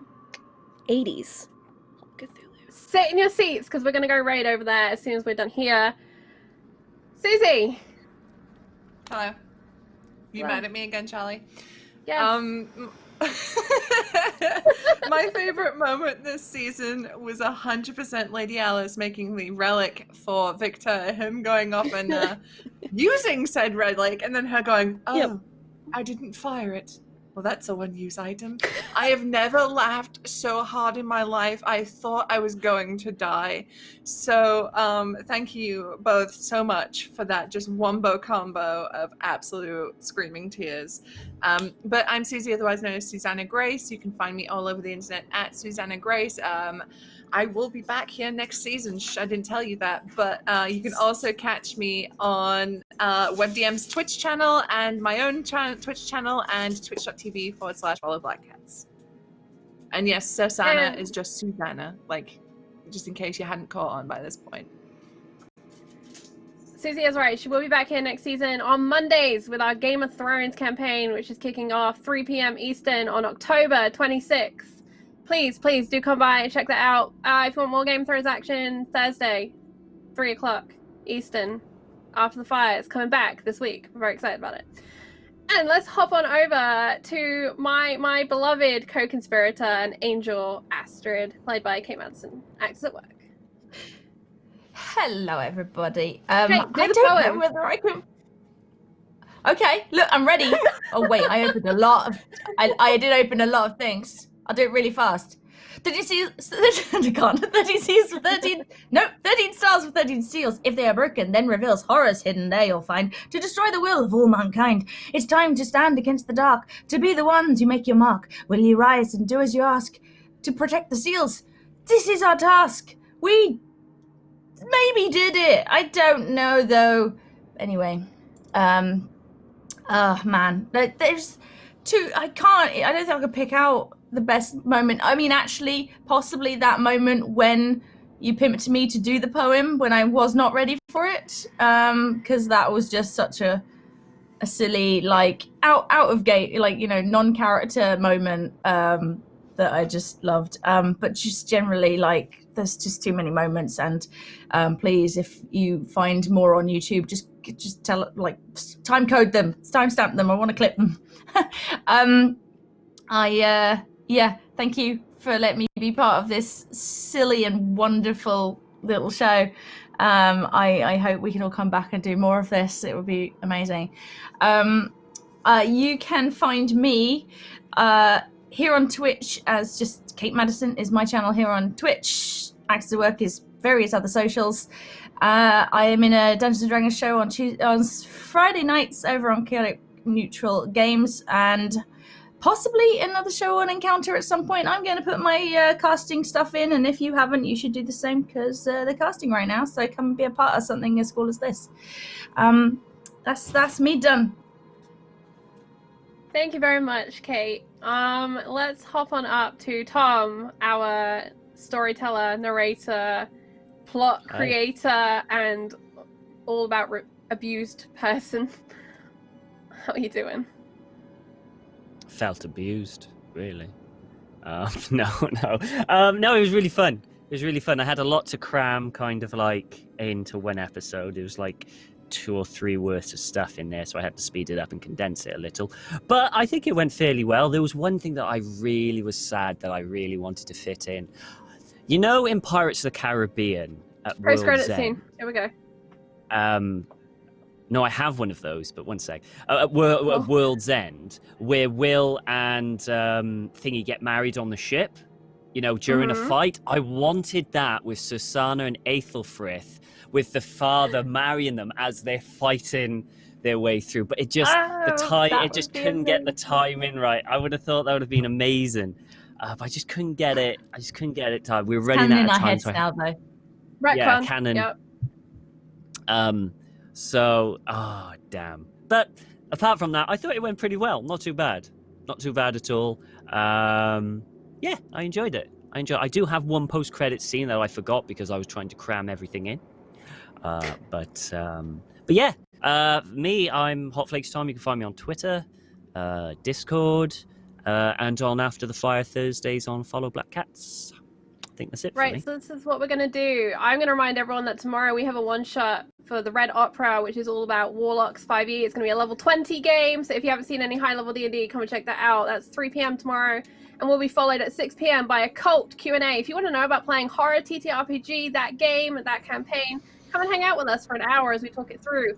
Now I'm going to hand over to Tom to give us a post-credit scene. We're going to play the trailer, and then we're going to go and raid LFM and see Lindy in action, DMing that awesome Cthulhu game.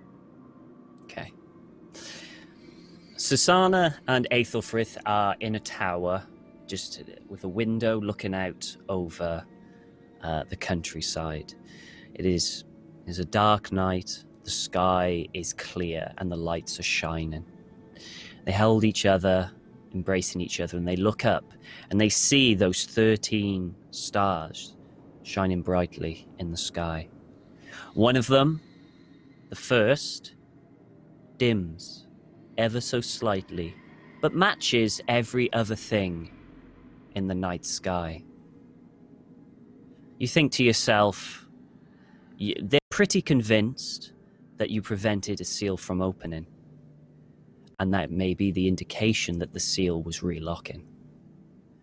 And as you hold each other and enjoy this one moment, looking up at the stars, you notice 2 of those 13 stars go out.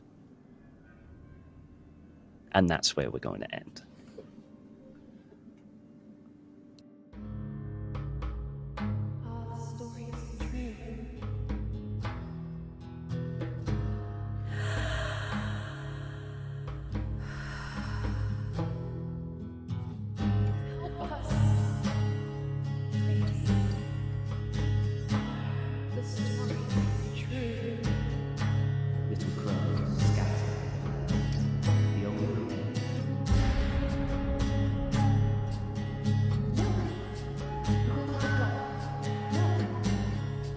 Please.